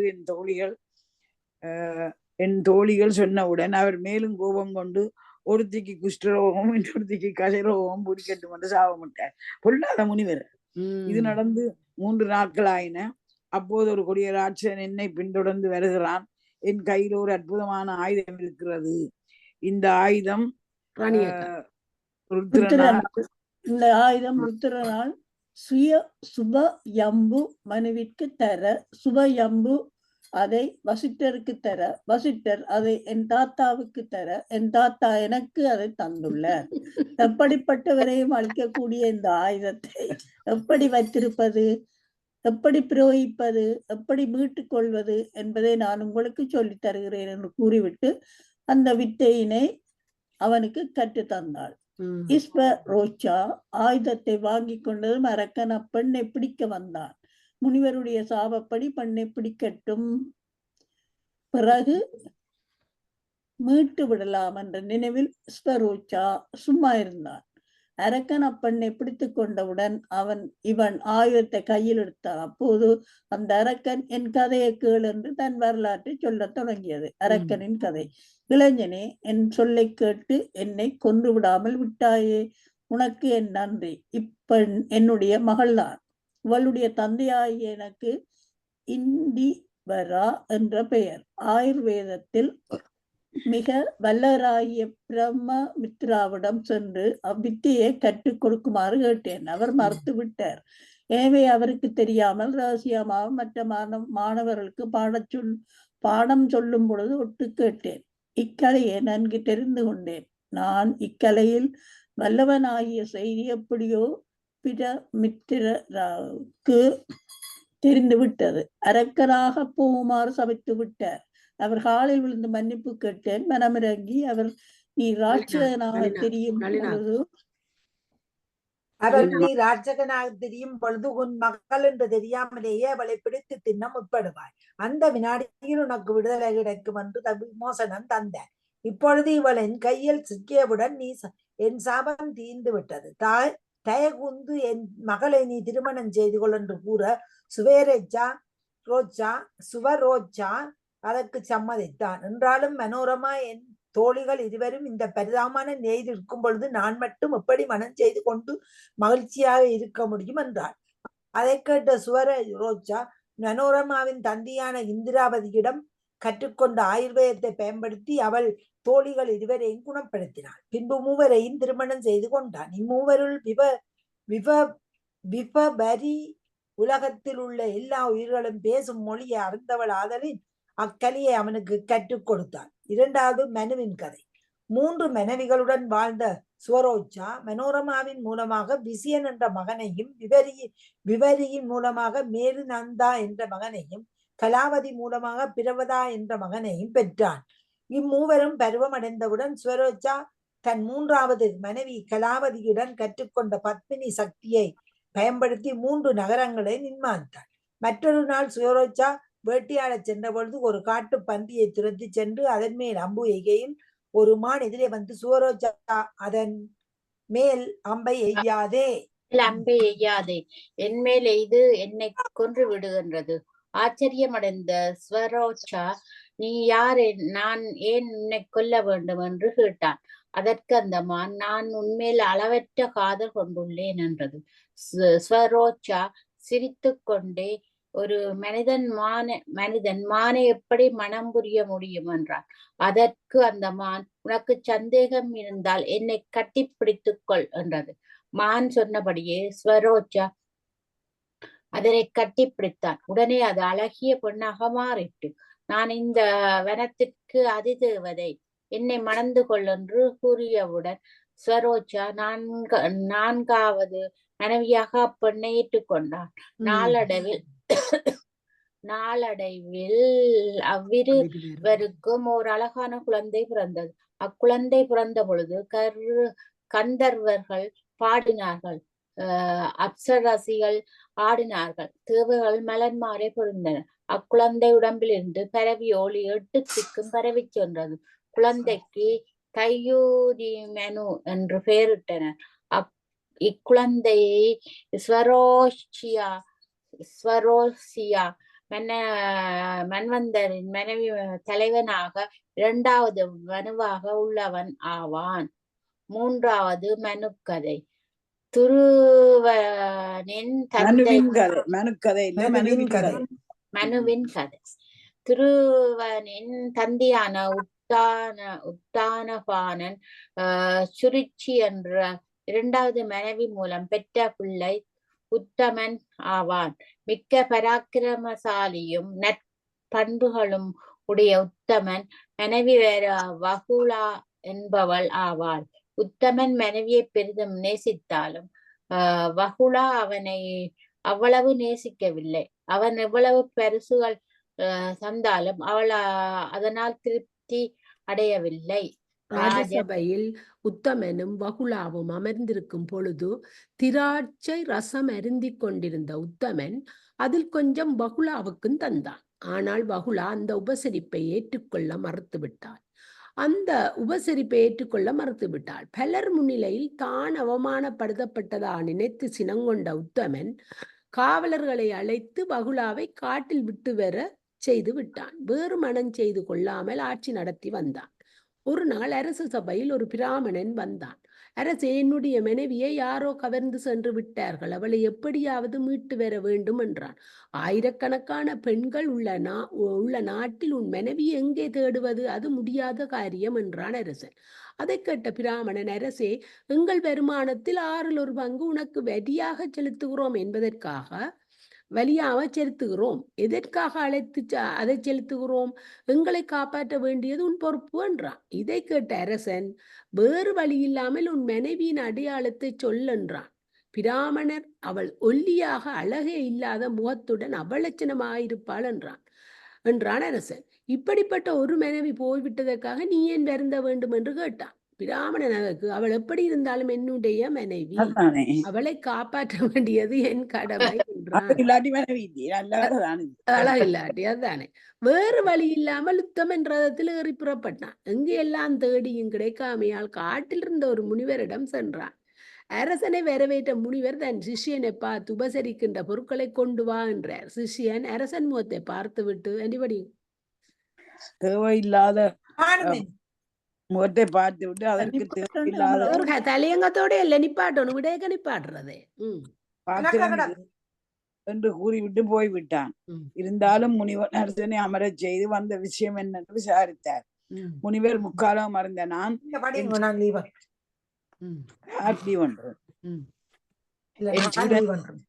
இதனை சொல்லி கொடுத்திருக்கிறேன். உன் வாழ்க்கையை முழுவதையும் என்னால் பார்க்க முடிகிறது. அதனால் தான் உன் முகத்தை பார்த்து உபசரிப்புக்கு தகுதி இல்லாதவன் நீ என்று கூறிவிட்டான். இருந்தாலும் உன்னை பற்றி கவலை கொள்ளாமல் பிராமணன் மனைவியை தேடி வந்திருக்கிறாய். இதனால் உனக்கு உதவ வேண்டியது என் பொறுப்பாகிறது. வரகா என்ற ராட்சசன் உட்பலவதா என்ற காட்டில் அவளை ஒளித்து வைத்திருக்கிறான். நீ சென்று அவனை மீட்டு போ என்று கூறிவிட்டார். அரசன் இருக்கும் இடத்தை நாடி சென்றான் உத்தமன். அந்த ராட்சசன் அரசனை கண்டதும் விழுந்து வணங்கிய, அரசே, என் இருப்பிடம் தேடி வந்த காரணம் யாது என கேட்டான். உத்தமன், நீ பிராமணன் மனைவியை அபகரித்து கொண்டு வந்திருக்கின்றாய். அவளை தின்ன போகிறாயா அல்லது மனம் செய்துள்ள போகிறாயா என்று கேட்டான். அதற்கு ராட்சசன், அரசே, நீங்கள் நினைப்பது போல் நரமாமிசம் தின்னும் ராட்சசன் நரமாமிசம் தின்னும் ராட்சசன் அல்ல நான். பிராமணன் மனைவியை திருமணம் செய்து கொள்ள போவதில்லை. அழகான மனைவியர் பலர் எனக்கு இருக்கின்றனர் என்றான். உத்தமன், அப்படியானால் இவளை ஏன் சிறைப்பிடித்தா என்று கேட்க, அரக்கன், அரசே, எனக்கு அதீத சக்திகள் பல உண்டு. ஒருவரை கண்டால் அவரிடம் உள்ள தீய குணங்களை எல்லாம் உறிஞ்சி விடுவேன். அந்த பிராமண பெண் தீய குணங்களை வேண்டாம், வாசிக்க வேண்டாம், நிப்பாட்டுவோம். ஏன்னு சொன்னா அவ போட்டா ஒரு தலையங்கத்தோட நிப்பாட்ட வேணும். இனி அவ செவ்வாய்க்கிழமை எப்படியோ திங்கக்கிழமை வருவதானே படிக்க, அவ ஞாயிற்றுக்கிழமை ஆக்கள் போடுவினன் தானே. 316 மார்க் பண்ணி வையுங்க.